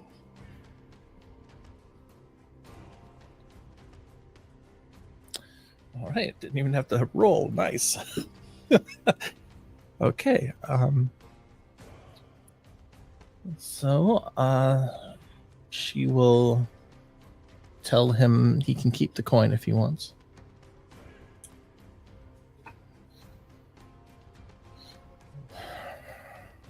They'll drop it, and thus goes. Then we await this challenge of champions. Of course. Where shall we meet and when needs to be decided next.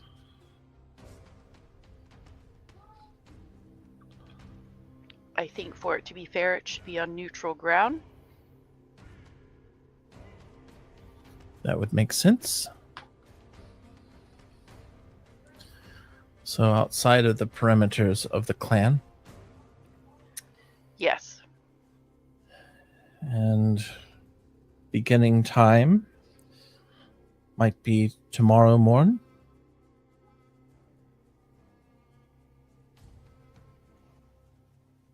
Daylight.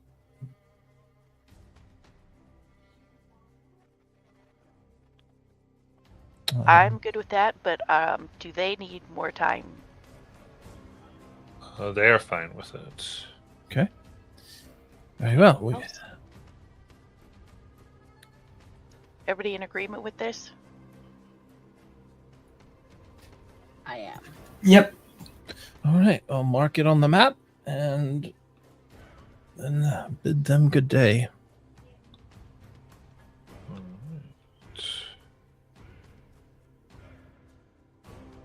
So not enough time to go to the woods and grind to level 20 No. before tomorrow morning. Okay.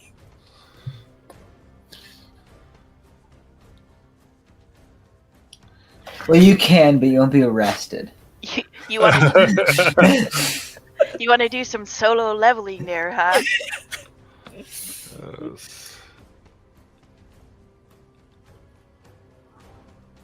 Hal leans over to Hist and asks for Hist to explain the difference between zombies and vampires to him. Oh, well, one has fangs and bat related. Oh. Interesting, I see. And also seems a little bit more sometimes voluntary, sometimes not. Zombies usually never seem want to be a self-inflicted.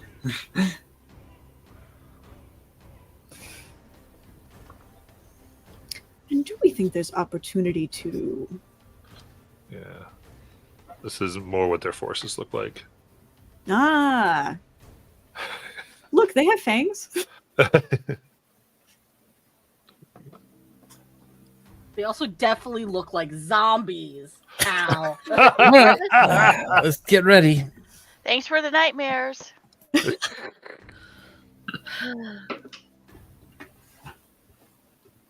If Marionetta were here, we could just make a fake idol. Well, she's not.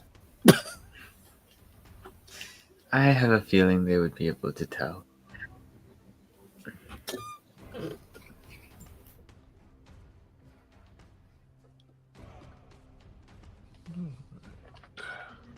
Well, I think we should probably all prepare for tomorrow. So whatever we all need to do to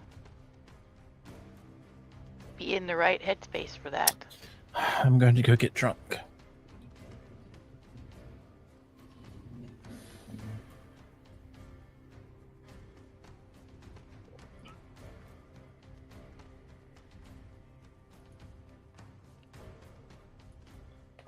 So you go to the bar. I'm going back to my home and I'm going to meditate.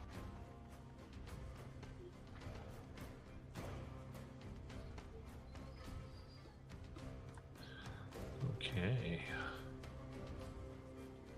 All right. Everyone get ready, as we might end the campaign with this battle if I kill you. Here we go. Just don't do it. How about Well, that's the first thing that came to my thoughts was we're going to die. It's going to be a big one. So yeah, Penny works her last shift and drinks at the end of it with her team and then passes out on the table.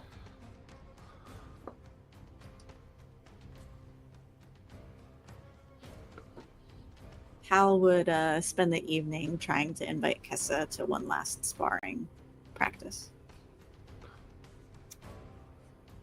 She would accept. Huzzah. Mostly because she was also going to just break some swords.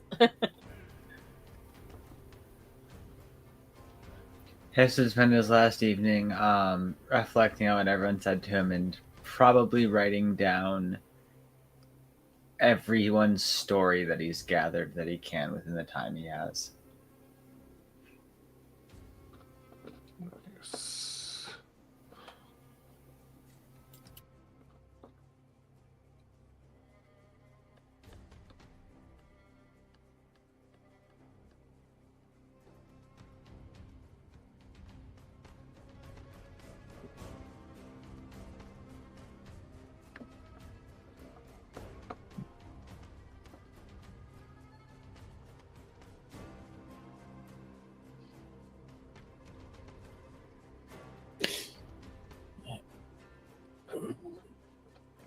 Anything else? Nope, not me.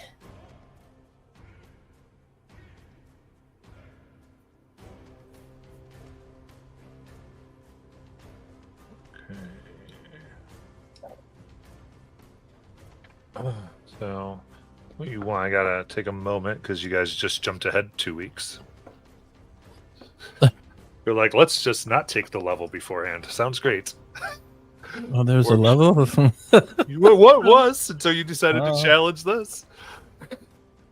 What are we supposed to do, guys? I thought we were doing everything right.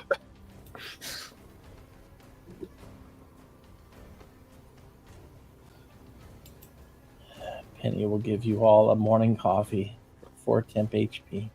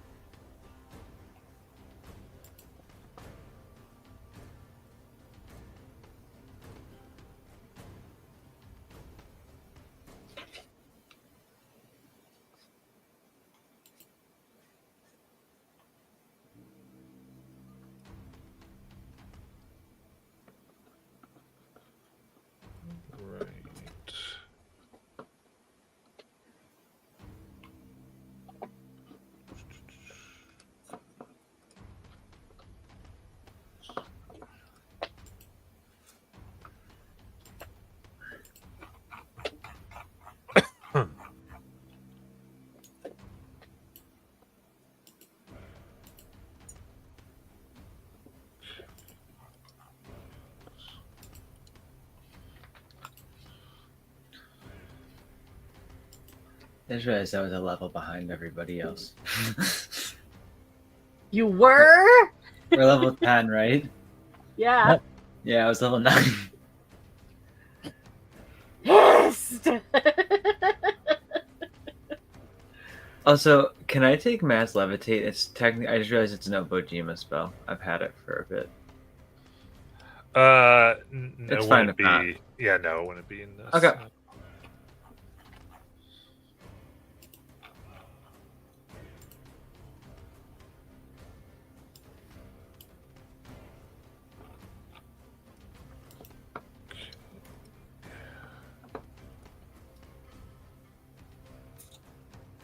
Matt, while you're battle prepping, can I just riff out loud? Sure. Okay. I'm just checking to make sure I understand what's happening. The dreams that everybody was having were they about Gormadrog coming, or were they just about these legions of undead? I'm asking because is the Herald lying to Blithvithra to make her work for him, secretly bringing Gormadrog back, but Blithvithra thinks she's using blood to stop him from coming back? This is not necessarily a question for you, Matt. This is a question. Okay. Yeah, because you're setting up the map. Or am I, to the party, misunderstood?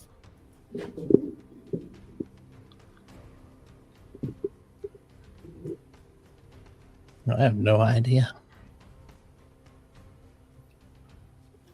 All I know is big enemy want us dead. What way do we do it? Fight, not die. Okay.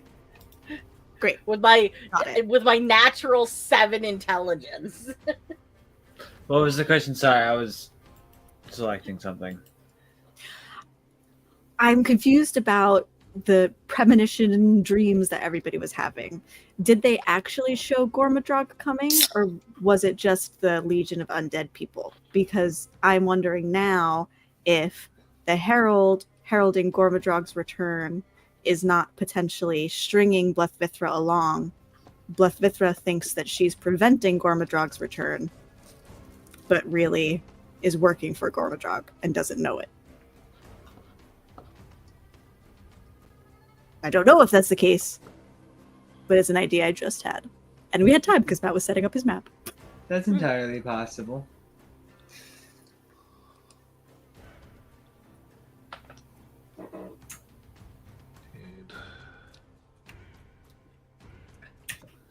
I don't know if we can do anything about it now. I thought she worked for Gormadrog. So we're saying that the Herald is her master. Okay, that is also what I thought, and then I was second guessing it just now. But okay, great. Excellent. Just because I had this saved and I thought it would be really, really funny, Kessa regales Hiss at some point with a children's story from her clan about these 4 clans of and she would tell Hal too about this. 4 clans of wild jacko-rabbits who mark their borders and defend their lands from enemy jacko-rabbits and adhere to a warrior codes. And there's a prophecy that they pass down to their descendants and whatnot. And basically I'm regaling the plot line of the Warriors books, but instead of cats, they're jacko-rabbits. If you've ever read Warriors, I did a long time ago. I don't remember it at all, but I remember there were clans of cats, and they were all feral cats.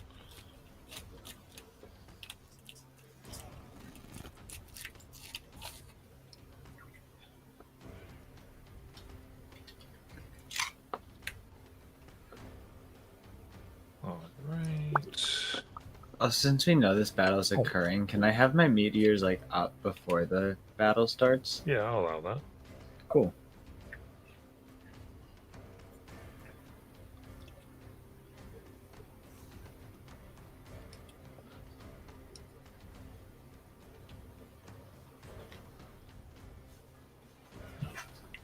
Oh, this icy pop is cold on my teeth.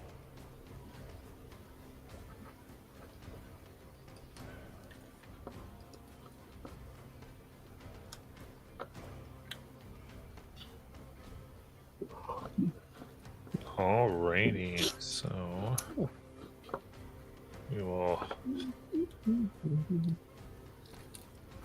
get ready for this insanity. All right. Alright, so there you go. You can start going to the D&D maps.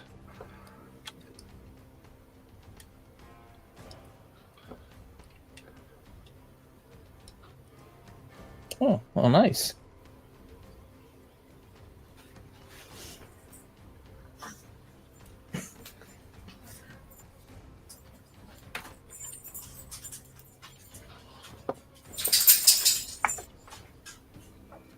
Oops, wrong one.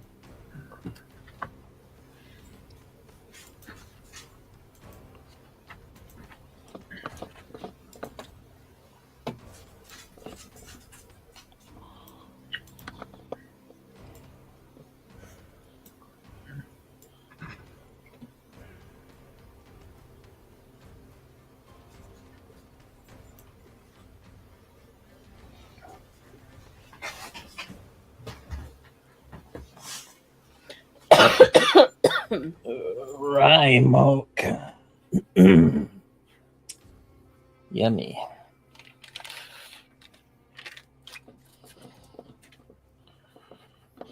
I think one of them should be the zombie form of Tiny Tusk. I'm pretty sure any of those zombies probably are our dead characters. Absolutely. Just gotta grab all my various stat blocks. One of them should be Hal's sister.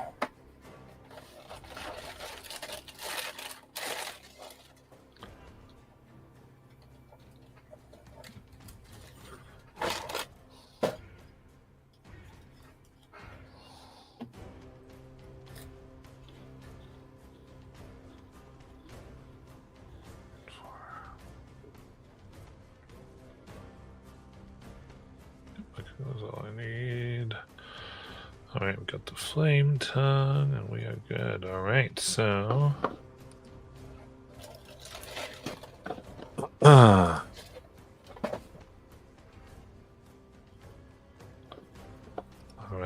as the five of you then approach with this. I'll scream. As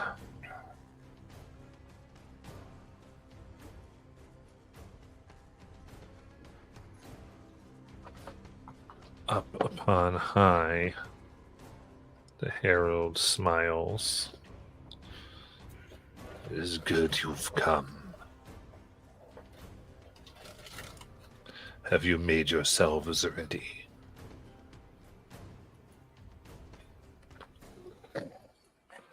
Yes, I believe we are ready. Then rise, rise, premonition of the end. A long writhing tendril of blue flame uncoils from the crackling mass of icy blue flame and wraps around the herald's body. The drake turns to you with manic triumph in its eyes and says, "In this moment, we are blessed. I am chosen to become one with the premonition of Gormadrog's return. And you are blessed to be the first to see the Master's wrath in an eon."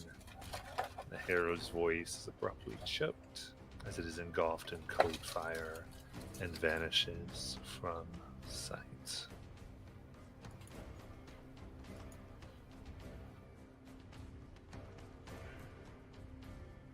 Then it focuses its deadly gaze on you. As you see this massive flame rise and expand, solidifying into an immense scaled worm of shifting ice with countless clawed legs. A head emerges from the mass like that of a monstrous wolf, with wild eyes and a ravenous toothy maw. Prismatic cold fire surrounds its long body like an aurora. It raises its head and howls with a sound that foretells the end of the world.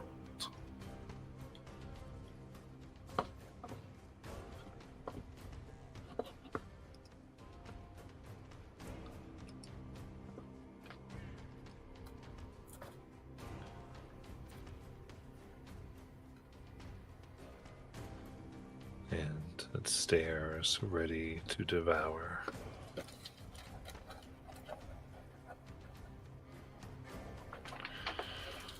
Oh.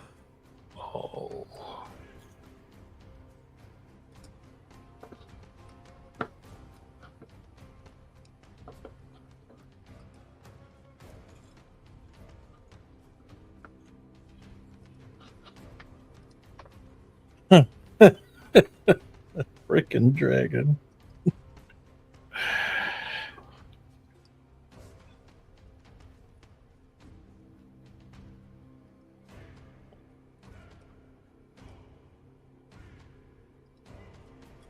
All right. So with that, you all may roll your initiative if you desire.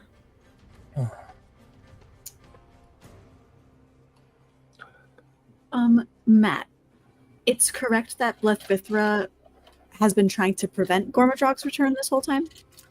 Hmm. Okay. That's what the Herald does as well.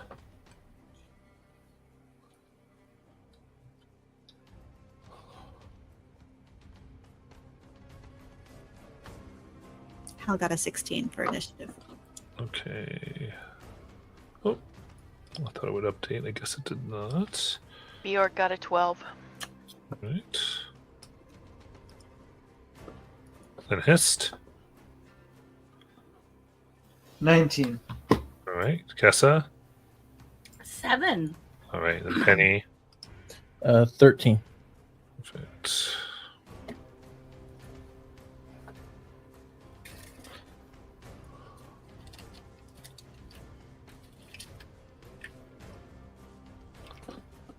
In that case,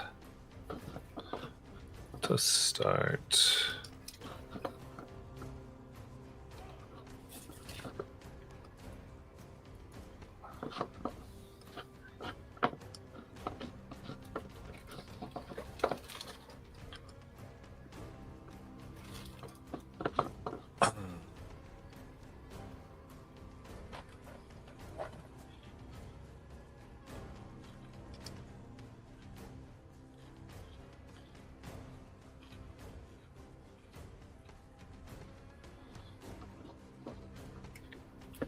sorry, I'll get everything together.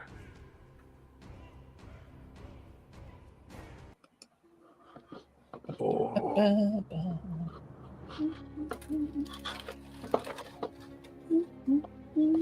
Alrighty.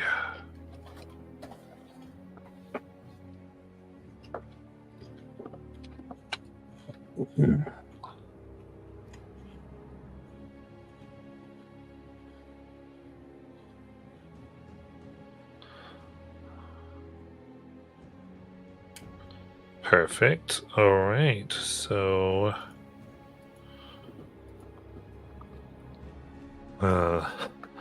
first things first is it flies directly through all of you and over here, giving you all an up attack if you want it. Sure. I'll take an It's, op. as it goes, you do feel its skin, so go ahead. It does seem like it's burning you, at least those of you who aren't immune to cold fire.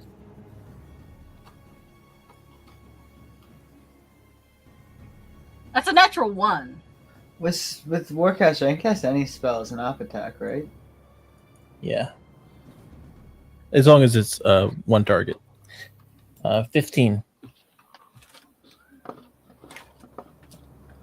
Okay, I got a dex save from it. I'm gonna cast Immolation. So actually, I'm sorry. It is only going to be Hal and Hiss who get ops. Okay. Dang it. I misread it because it's actually going to stop in this space. Okay, I got a dex save from it. Indeed.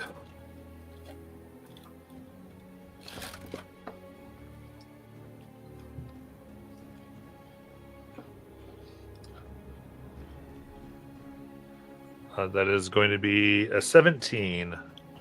That'll meet it. Alright. That is... 2... 3 fire damage.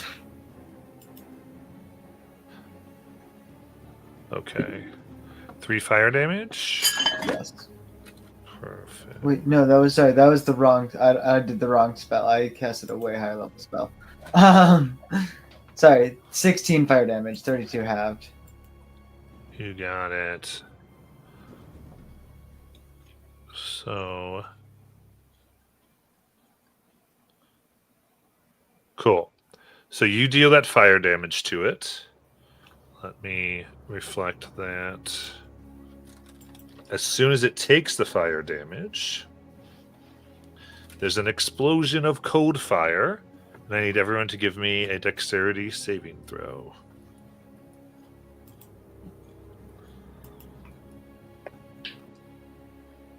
Dirty 20. 22. 17.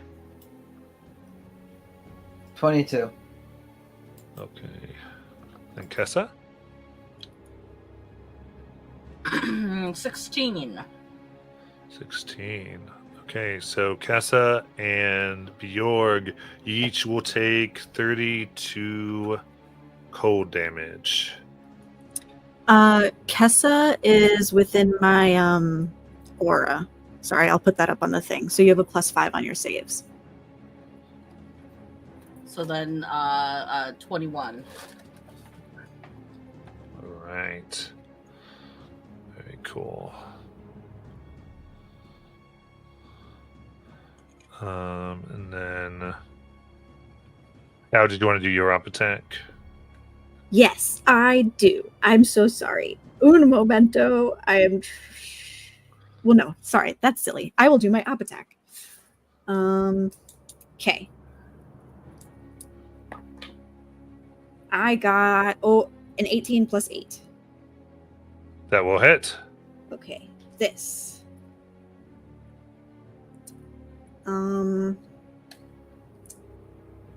This.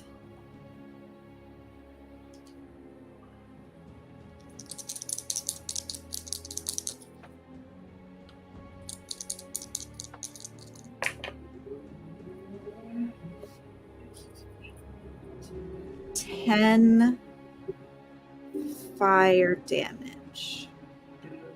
Okay. Good. Takes significant. Looks like it's vulnerable to fire. Lovely. All right. Now, everyone who can take it will also, as this has moved through everyone, take 10 cold damage from cold fire. And Hal, because you hit it, you would take an additional 16 cold damage. The cold fire. Okay. And this ignores all resistances. Got it.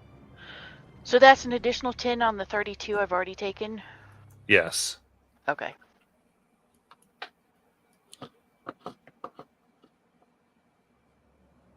And that'll actually spend action economy. Um, With my increased save, do I still take the full 32? sorry, no, you got the save. She didn't take any damage. Oh, okay. Awesome. Okay. All right. It then roars and summons down a rain of cold fire upon the battlefield here.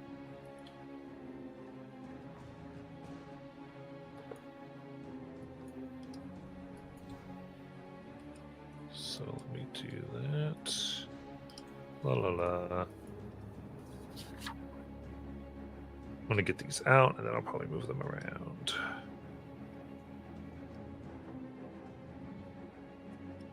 I'm just gonna put Hal back where he was because I was trying to link my stupid things.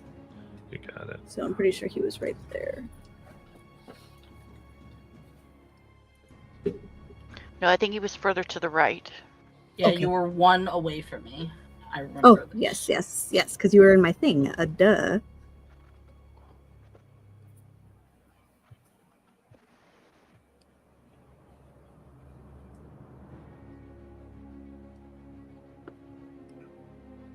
Okay, so I'll do this. Go here.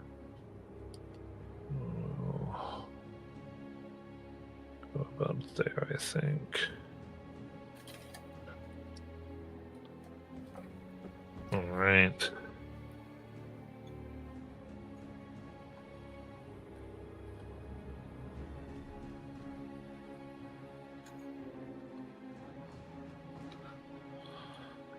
And then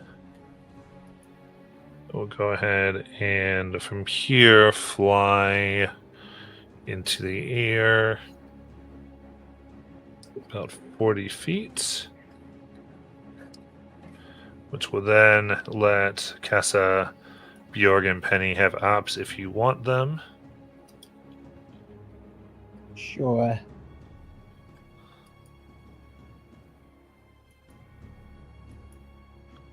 Nat 20. Nice. 17? Maybe it's just a dagger. 17 will miss. Sorry, with- 17 hits. My bad. I was looking at the wrong thing.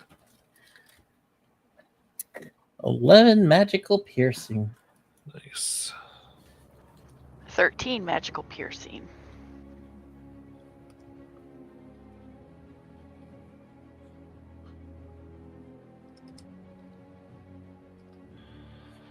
And is Kessa doing it? No. With All what's right. going on, and with so many people coming before me, I think I'm going to hold off, and I might do my wall of blades later. Okay, so do your reaction. Bjorg, as you strike it, that's 18 cold fire damage.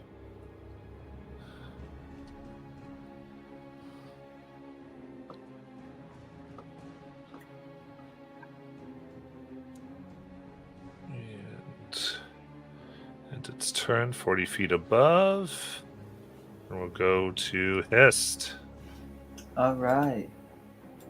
I'm gonna make another dex save. Cast immolation again. Oof, very nice. Let's see what it does.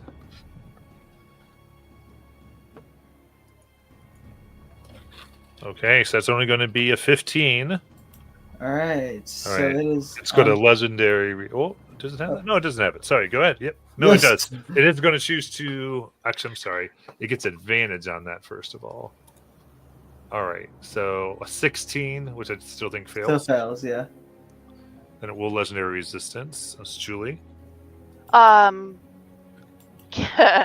an Iron Hero, can I use my reaction to stop that legendary? I wish you could, I can't. because you used your reaction on your op attack. Oh, right. Okay.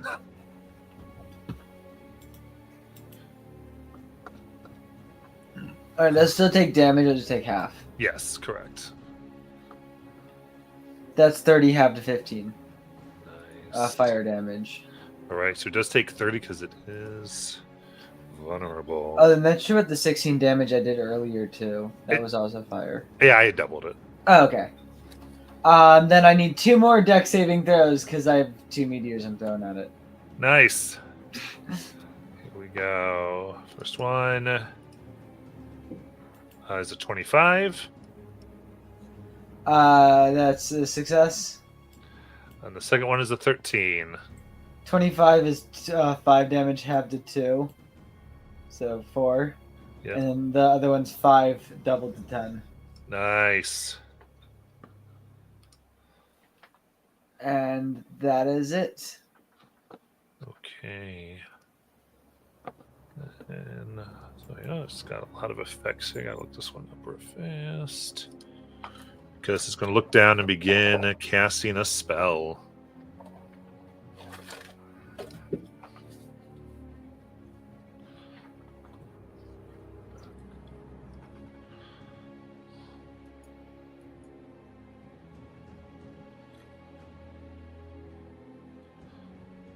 Okay, so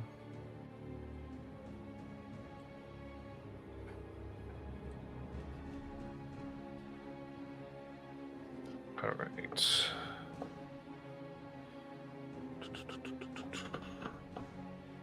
It summons a wall of cold fire.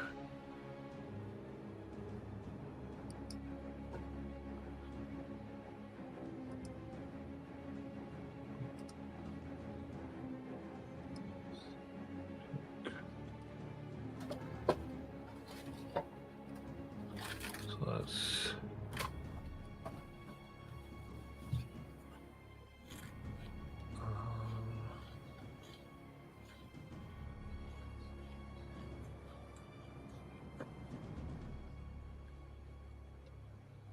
there we go.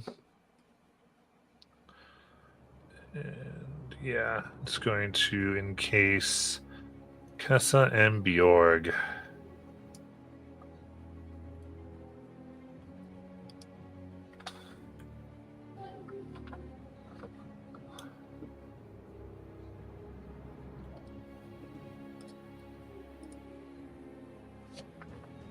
Does both of you, I need a dex save.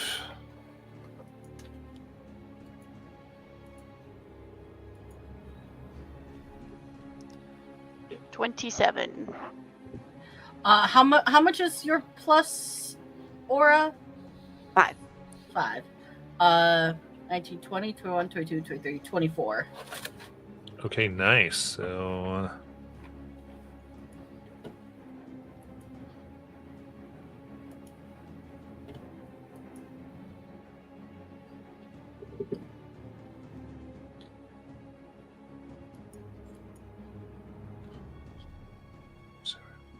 okay.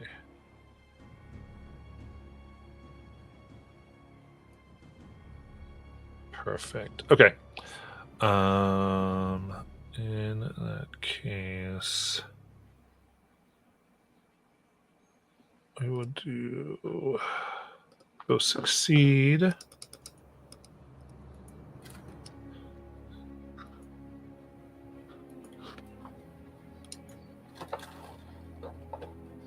Okay, so you each take 9 cold fire damage.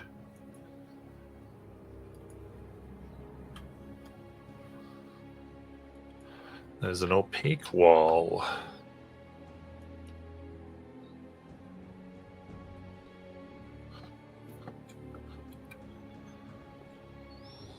So Bjorg and I are both trapped in this wall. Yeah, I mean it's the wall of fire, but yeah. Okay.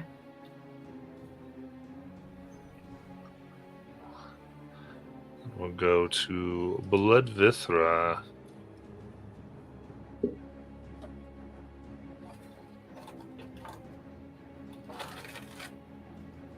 All right. Raises her hand as a whip of blood comes towards Penny.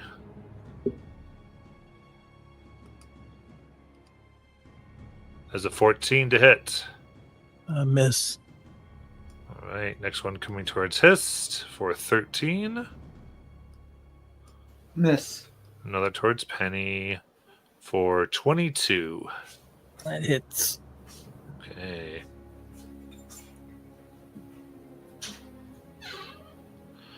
That is 13 necrotic damage.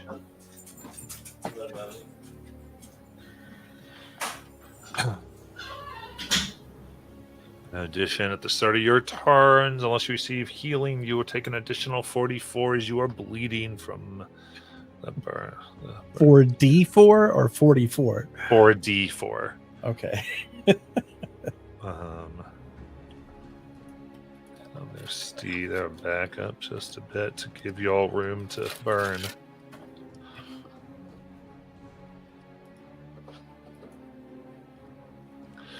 And we'll go to Hal at the start of your turn.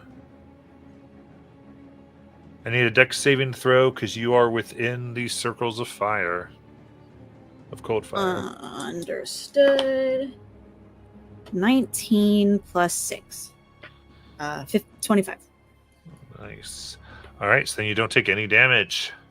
Ho ho! Okay. I am going to.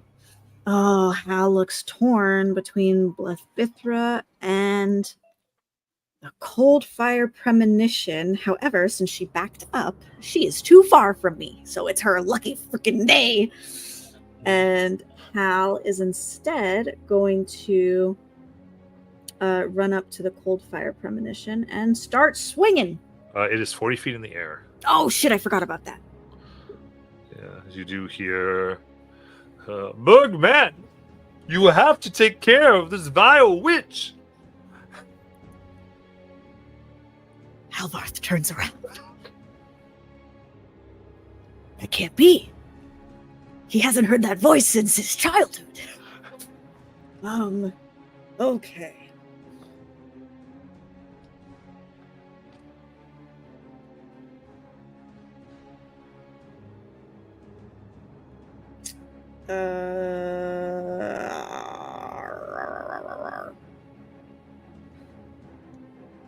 I will start. If Hal had known that the thing was in the air, I don't think he would have moved there. Is that agreeable? Correct. Oh yeah. Okay, Yeah, got it. Like you obviously see it in the air. Yeah. Okay. So he's gonna move his 30 feet towards Blethbithra, but on his way, he's going to firebolt the cold fire premonition. Okay, so 30 feet will bring me. Come here. Here. And I'm gonna firebolt. That is a 26 to hit. That hits. For 13 fire damage. Nice. So 26 fire.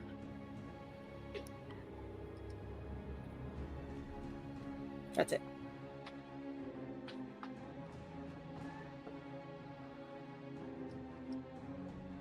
All right. Then Penny. Roll damage. You're immune to that damage, remember?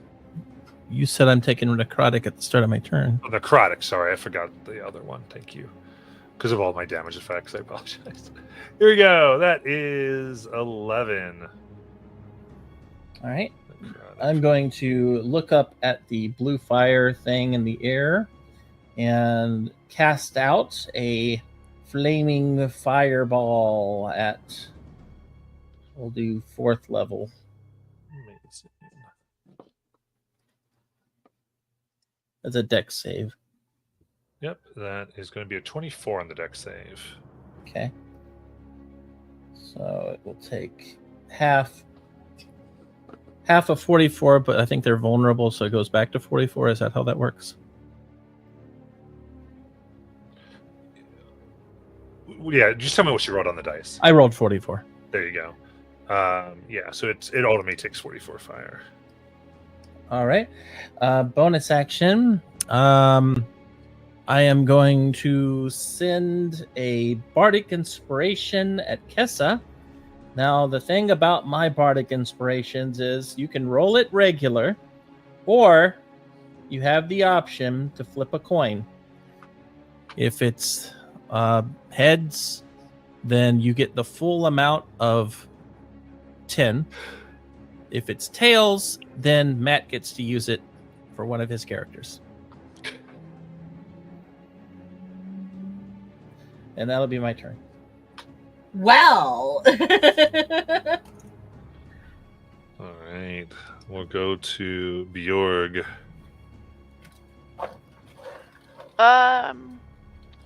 First thing that Bjorg is gonna do. Oh wait, I'm trapped, aren't I? I can't get out of this. So you can get out of it. You just have to walk through it.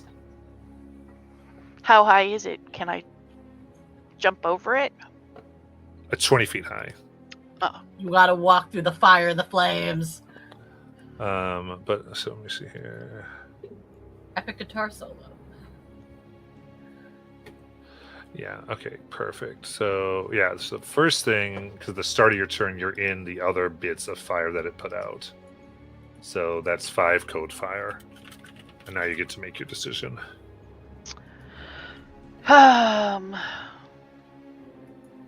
Well, since I can't move out of it. So you can, Right, but I'll take additional damage. correct, but you will also take additional damage for being inside of it. Okay. Then I am going to move out of it, because I want to move down to here. Okay.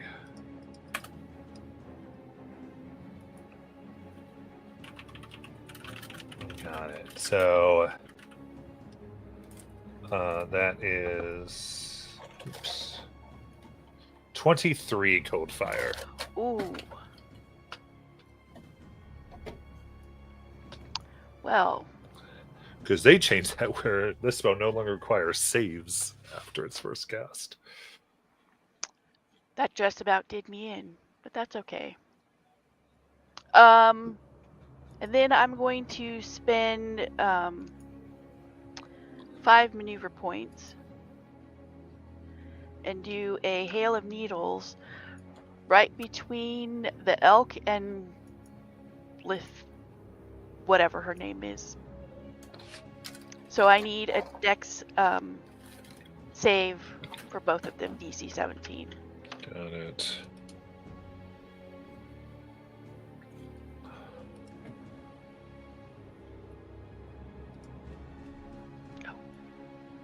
All right, so she fails. Excuse me. What's the damage? 25 Nice. piercing.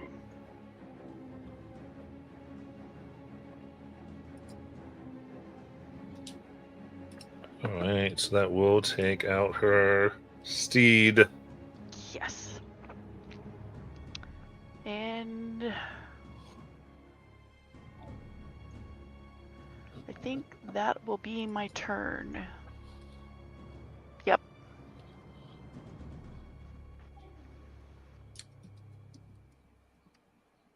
Alrighty. Move here. So creature of ice approaches.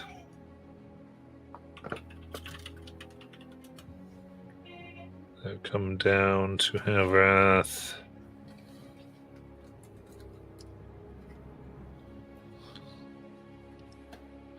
So how that is going to be a 10? Yes. And then a 24. Hit. That is 6 bludgeoning damage plus 10 cold damage. Okay. Regular cold or cold fire? Regular cold, actually. Oh, I will.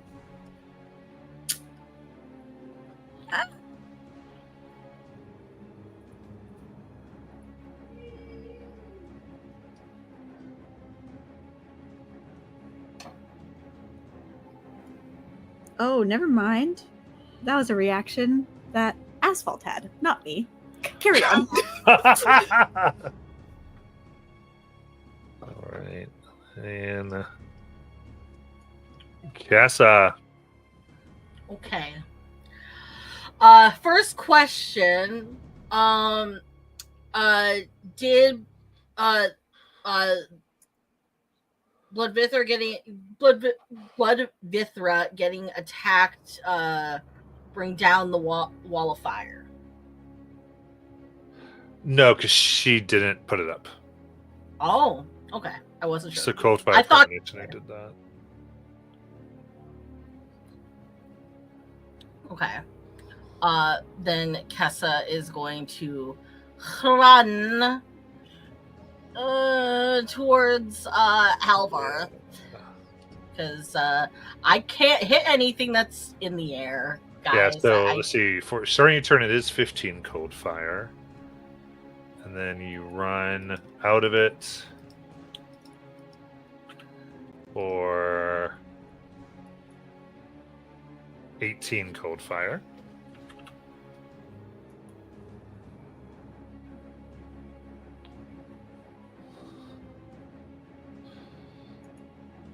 And then I'll let you know if you go into another one of the spheres, you will take cold fire damage. So you can decide your route.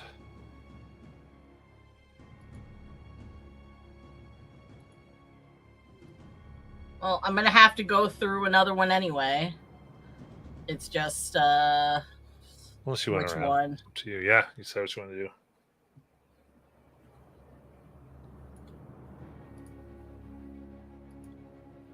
So I will go here and pass through one.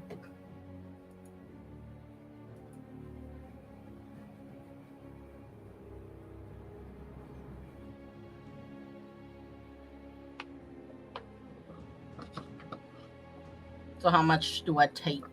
Oh, that's right. So it will be 18. Yeah, no, that can't be right. Nope. Didn't roll. That's what happened. Oop. I don't know why it's not rolling for me. Let's do it this way. 4.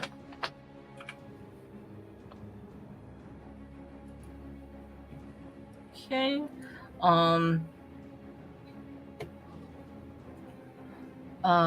I am going to use my second wind.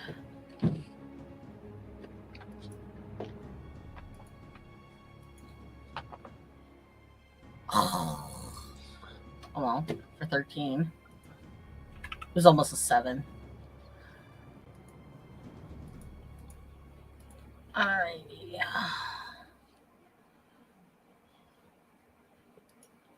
And then, since I can't get to Bloodvithra, I'm going to attack the Rime Hulk. Where is my thing? Okay. It is just if I hit it. Okay. I'm double checking my maneuvers.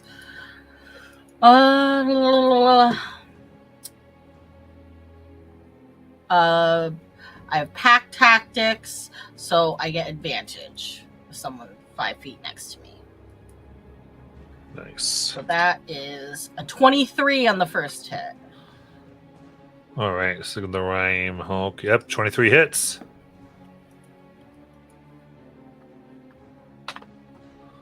A 24 on the second hit.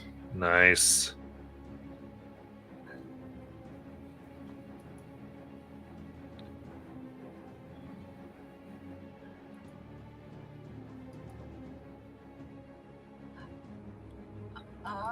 This would do 13, and then 11. So my Flame Tongue Greatsword is not lit yet because I didn't light it up. But I also have my Helm Splitter, so he has to make a Constitution saving throw. Nice. That is the 11. He fails, so he's stunned until the end of its next turn. Oh, very nice. Oh, and either way, so it failed anyway, but a little tidbit was if I had advantage on the attack, which I did, the target has disadvantage on the saving throw. Gotcha. But either way, he failed. Yeah, it's stunned. Very But good. he takes 24 slashing. Technically, the Flame Tongue Greatsword is magical if it's not on fire, right? Yes. Yeah. Each of Kessa's melee attacks, because I'm within 5 feet of her target, deal an additional 4 fire. Oh, so that's 8 more. Okay. Penny's bardic. Do I have to use it this turn? No, Okay. I don't think so. I couldn't remember, and I don't know That's why I for 10 gaslit minutes. myself into thinking that it goes away if I don't use it. this I don't turn. know, honestly. I don't know 2024 that well. No, I think inspiration stays for a few minutes. I think Okay. it's 10, right? Yeah, I think so. D10, and you have the option to flip a coin. Yeah. Yeah. Jack, why don't you look up the duration just so then we can know it? But I'm pretty sure it's like 10 minutes. So Yeah. we'll go in like she has it. I was like gaslighting myself into the rules. No one can gaslight me like I can gaslight myself. All right. Anything else for Kessa? Then it is the premonition's turn. It's an hour. Okay. There you go. So it's even more. All right. So it is bloodied. Currently, still a bastard. Let's see what it's going to do.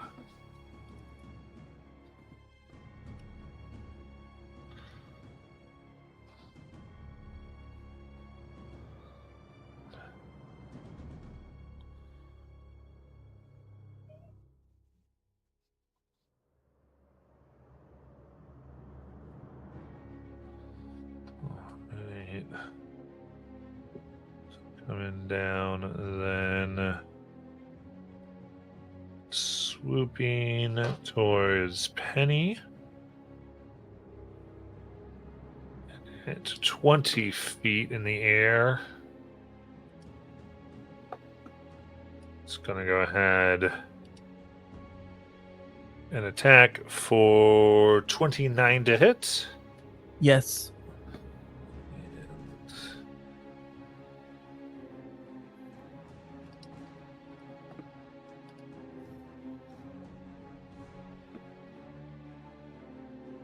Very good. That is 28 bludgeoning damage.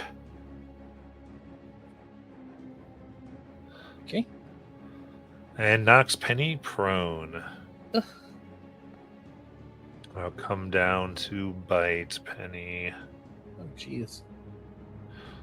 So is it 20 feet when I attack? Now it'd be 15 within 15 feet to bite. Did not like that fire. For 26 to hit. Yes. And there's cold fire part of this attack that does not affect you. So that's still doing a lot. Remember, you have resistance, by the way, to all the damage I just threw at you. I do? Even the bludgeoning?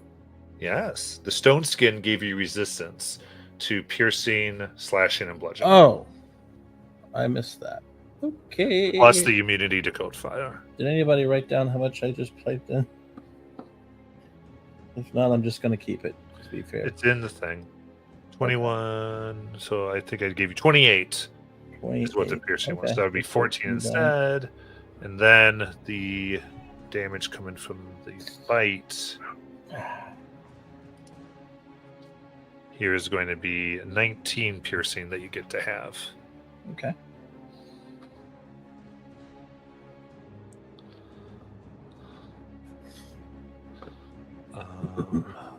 That is its turn. It's going to fully go up to 20 feet.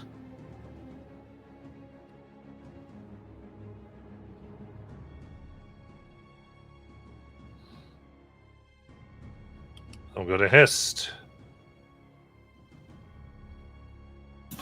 All right. I'm gonna throw.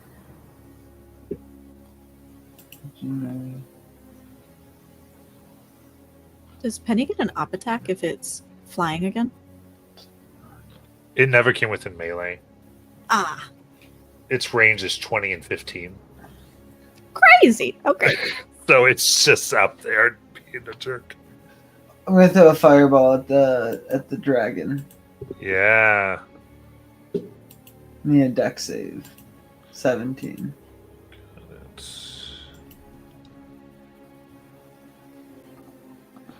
That's 18. Success, 30 damage, halved, and then doubled back to 30. Yeah. Then I need 2 more dex saving throws. I fire 2 more meteors at it. Love it.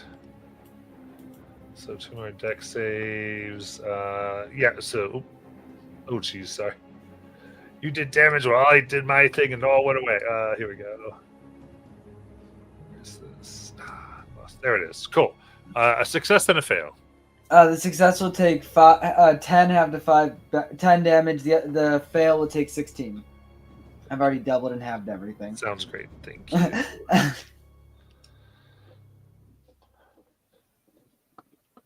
Cool. Anything else?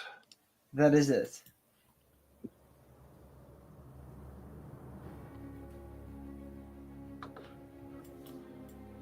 All right. In that case...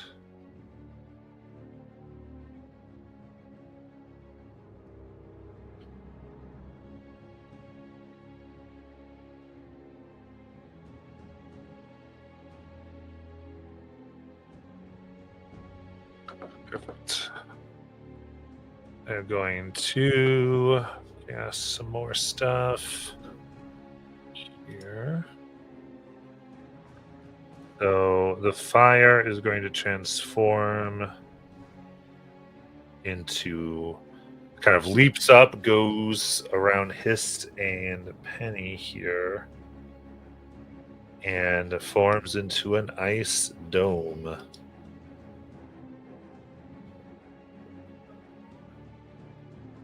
And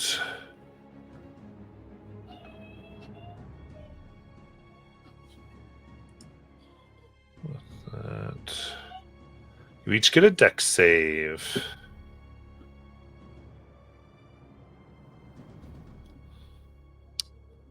$25.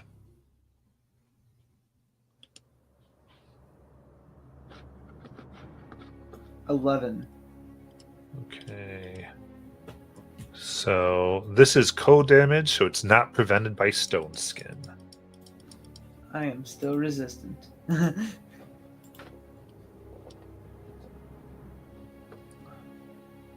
So basically, like you're each take 17 because it's 34 half to 17 for the save from Penny.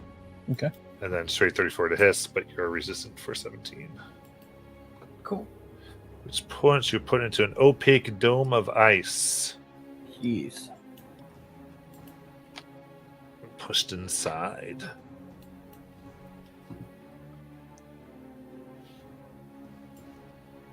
So any of your things, make sure that you don't need to have sight before you go for it.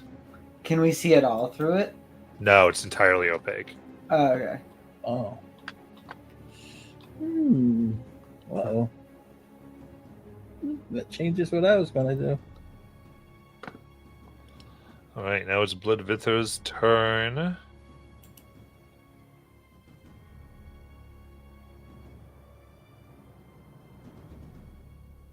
And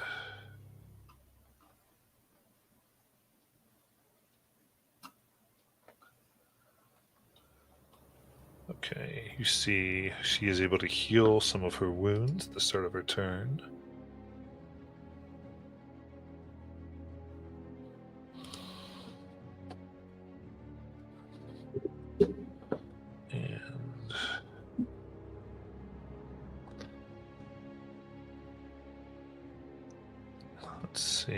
This actually makes some amount of sense. She would come in and attack Hell.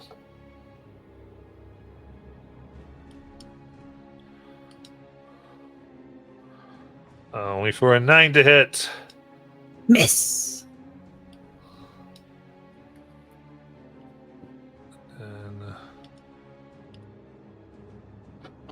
And that is an 18 to hit. That hits. Okay.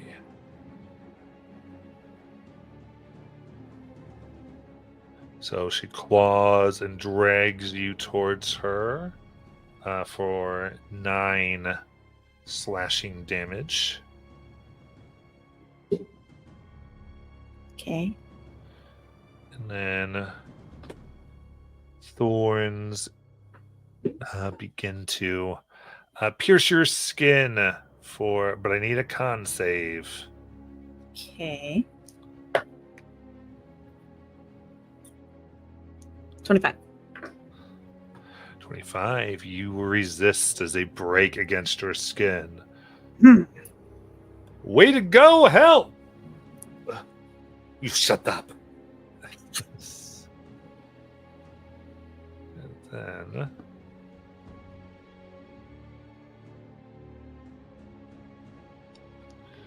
drag Hal over here while grappled.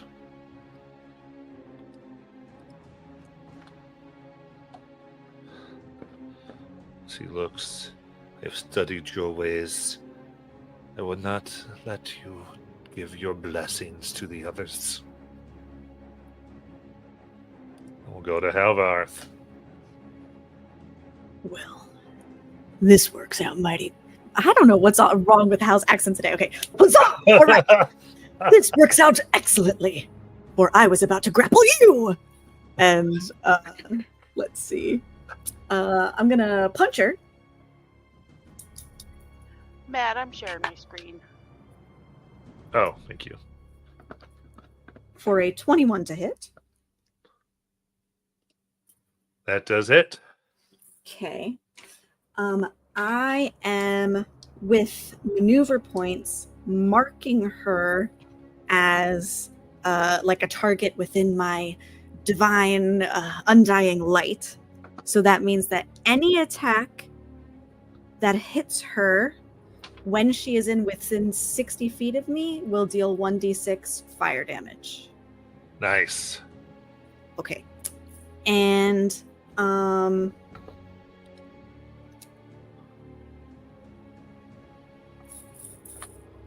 okay, yes. And then okay, so now I'm punching her.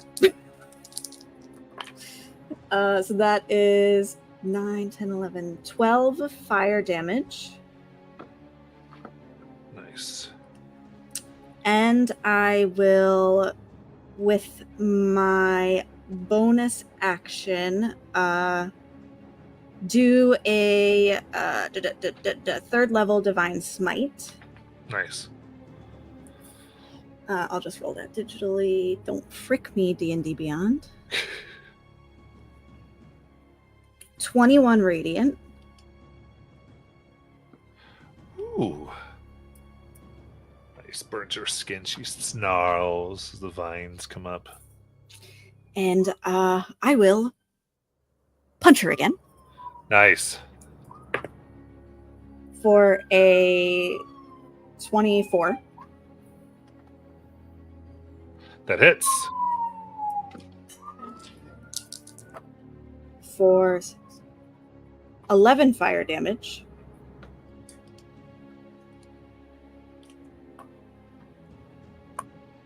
And then, with my second attack, I will attempt to grapple her. Nice. Double grapple. So what's your DC? Great question. It is... I always love that. Everyone. I want to grab. What should see? Crap. I wasn't looking at like Yeah. this action I wanted to do. 8, 9, 10, 11, 12, 13, 14, 15, 16.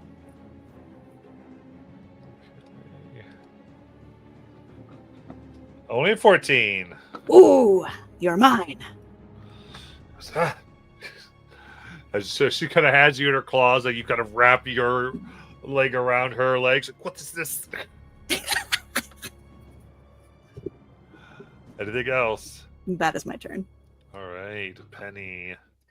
Penny will use a firebolt to try and blast her way out of this thing. Wait, have you healed yet? Not yet, so I need to go ahead and Okay. take that. Yes, that is 7 necrotic. All right, and so I will blast at the wall here. I believe that gives me 2d10 if I hit. Okay. So that's a nat 20. That hits. Very good. And that will do 21 fire. All right, a large hole is blasted, 10-foot wide hole. Nice. Exploding out the side. Get him! All right, I'm going to come out, and do I see everybody from here? It depends where you're coming out. Okay. Well, let's see. Oh, Why am I trying to move the video? Okay. Whoop, whoop, whoop, whoop. Let me come out right about here. Yeah, so yeah, you'd have sight on everybody. All right. So I'm going to then cast a 4th level mass healing word Nice. on everyone. So everybody gets 9 HP back, including myself. Yeah, cool. So no longer bleeding. and that'll be my turn. Every little bit counts. Heck yes, it does. Bjorg!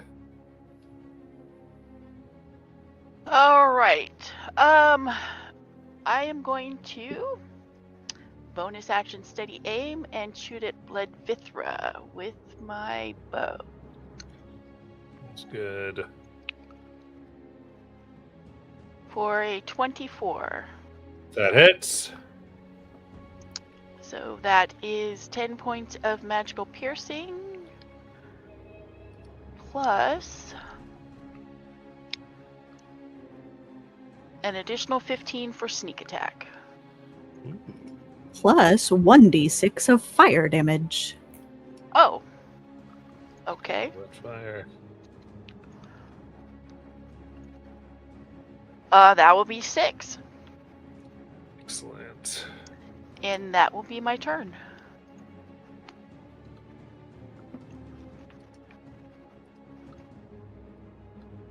Alright, then the creature of ice will continue. No, he won't because he's stunned. Oh, that's right. Thank you for reminding me about the stun. Casa. Oh, dab. Sorry. I'm gonna rotate around the Rhyme Hulk, so I'm between it and Hal.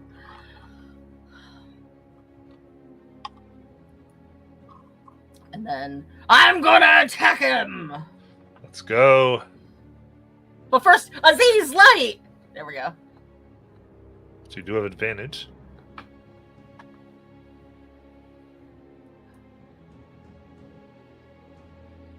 $17. Hits. And then 15. Hits. Oh, great. Okay. That's 13 plus 8. That's 8, 9, 10, 11. So 21 slashing, and then 6 fire. Nice. It is bloodied. And then you know what? I'm gonna use my Giant Slayer, because it's much bigger than me. Damage equal to my proficiency. So that's 4 extra damage. And then I'm gonna action surge. Nice.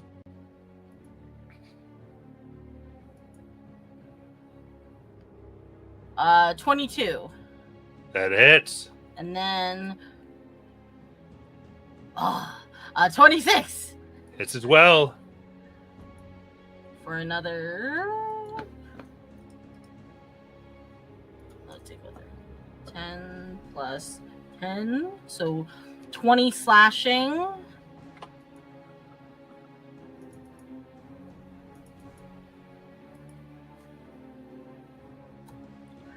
And 13 fire. How do you want to kill it? Woohoo! Kessa, taking advantage of its stunned and vulnerable state, raises forth her flame-tongued great sword and just stares at it menacingly, and just makes 4 swift, crisscrossing cuts, and then all of a sudden she's on the other side of the giant, and it just like falls apart in all of those cuts, and then begins to melt. All right. To the ground. Very good. Anything else? And then she turns around, eyeing Blood Vithra with rage. Nice.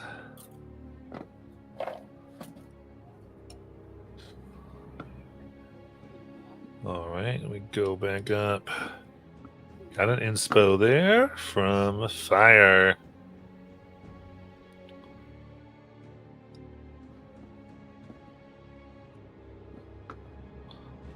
So,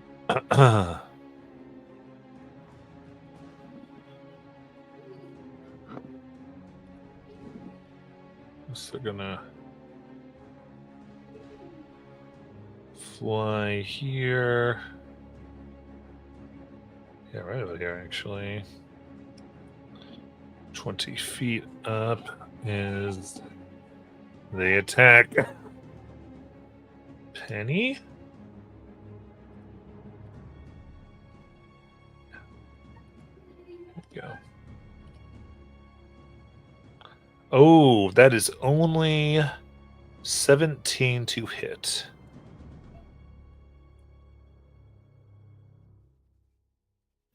I'm sorry, I was muted. That hits. Okay.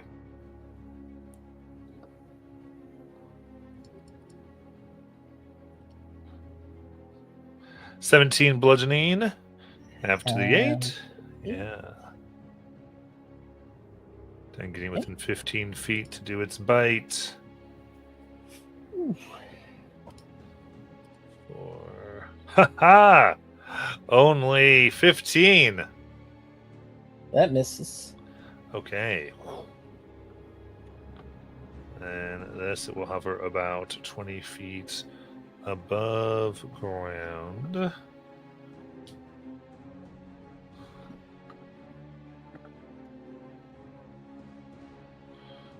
We'll go to Hist.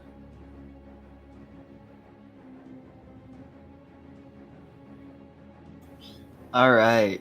Can I see the dragon? Is it in the orb with us or no? It's not in the orb, it's above the orb. No. Okay. But there is a big hole that you can walk out of. Yeah, I was walking. I just wanted to see if I could use his cover. Could I see him from the hole? I mean, yeah, basically. Can I like try to use the dome as cover possibly? I mean, you can. Anyways, I'll cast a fireball on him. Dex save 17. It.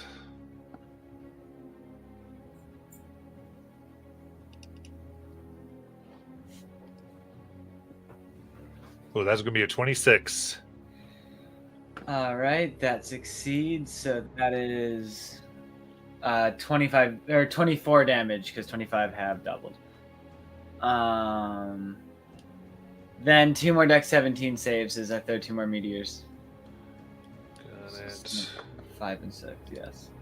All right, so first one is going to be only a 13. So that's a fail. And then the other success with a natural 20. Then that's 28 damage after everything. Perfect. All right. Hiss, how do you want to do this? Oh yeah. Man. I Dragon kills dragon. Yeah, I want the as the meteors go through, just like ripping apart its wings, the fireball just kind of goes off in its chest, blowing it apart. You got it. It explodes in a vast torrent of cold fire that, of course, Hist and Penny are immune to. But from No, Bjorg! Bjorg, I need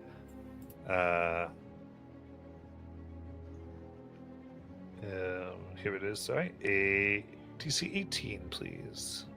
Dex save? Dex save, yes. Sorry. Use the inspo. Use an inspo, chat. Use it. 19. 19 will save. So that would be a total of 12 cold fire damage.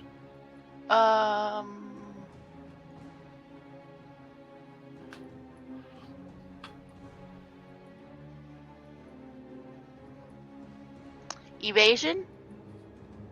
Yeah, evasion works here. So I don't have to take anything. Indeed. Hot diggity dog. Cold fire deals nothing. And we'll go to Bloodvithra. Sorry, then my dog was freaking out, but yeah, it was done.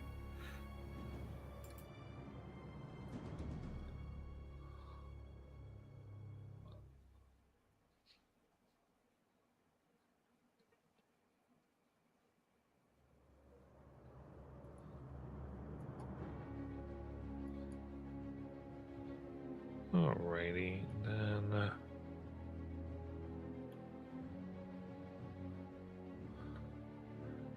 Yeah, goes. What? Let go of me! And she goes ahead and begins clawing here at Hal. Got 26 to hit. Indeed. Looks like another 26 and a 16. 16 misses. Okay. It's a total of 16 slashing damage. It goes, no. It goes, you have her!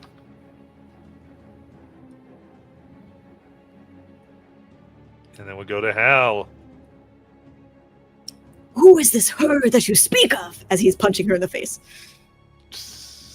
I do have unarmed fighting style, and my weapons count as unarmed strikes. So she's going to take 1d4 at the start of my turn. Bludgeoning, 2 bludgeoning.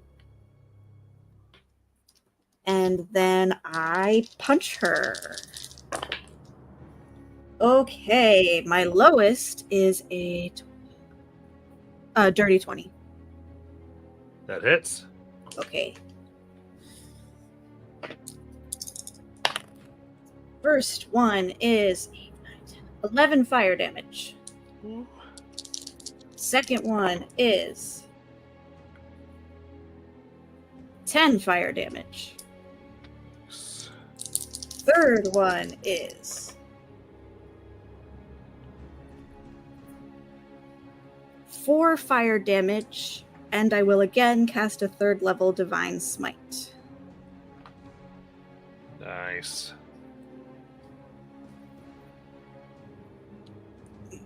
For 15 radiant.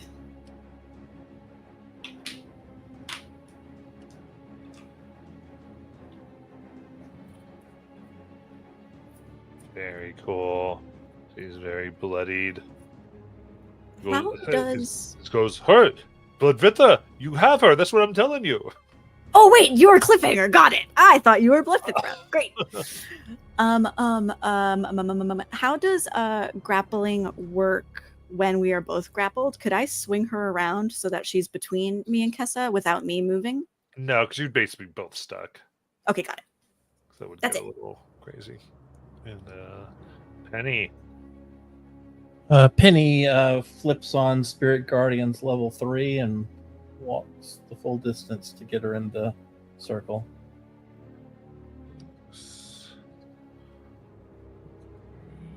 And that's wisdom save, since the emanation has now entered her space. Yep. So 21. All right, that passes. Is that a half thing? Yes, you take half damage. Okay. So half of 10 radiant. And then my bonus action is I will give a bardic to who's coming up. I'll give one to Bjorg. Thank you. that's my turn. All right. What was that damage again? I'm sorry. 10 half to 5 for radiant. Nice. Bjorg. Okay. Remind me what I can use the bardic on. Is that just attack rolls? It's any D20 Any test. D20. Okay. Cool. Or you can flip.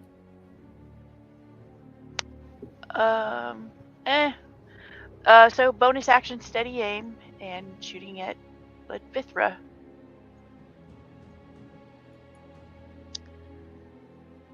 For a dirty 20.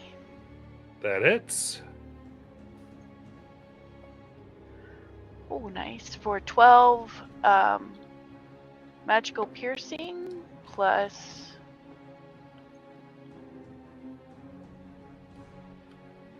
an additional 19 for sneak attack.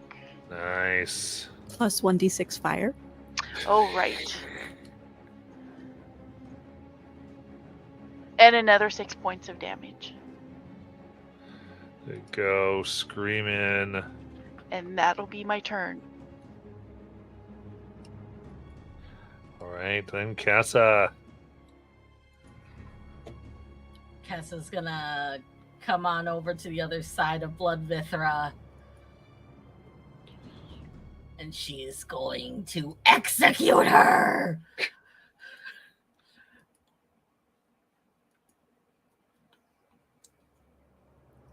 $25. That hits. I'm going to add the bardic to this one. You gonna flip for it? No. For a total of it makes it a 19. 19 hits.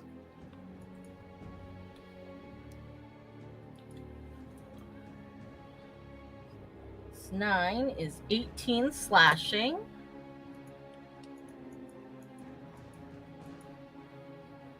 And then 17 fire. How do you want to do it? Kessa raises her flame-tongued greatsword over her head. And then she looks down at Blood Vithra and is like, this is for those who have fallen before us. And then, shoves it, through her chest, kills her in one blow. I love it. As you hear, for Asphalt! But especially for Asphalt, because I love Asphalt. As she falls. With a cliffhanger now embedded in rock and snow. For whatever it's worth, Matt, because she died while marked by my thing, she cannot be raised as undead for a year. Nice. Just so you know. With that mighty blow, we will end for tonight. Good night, everyone.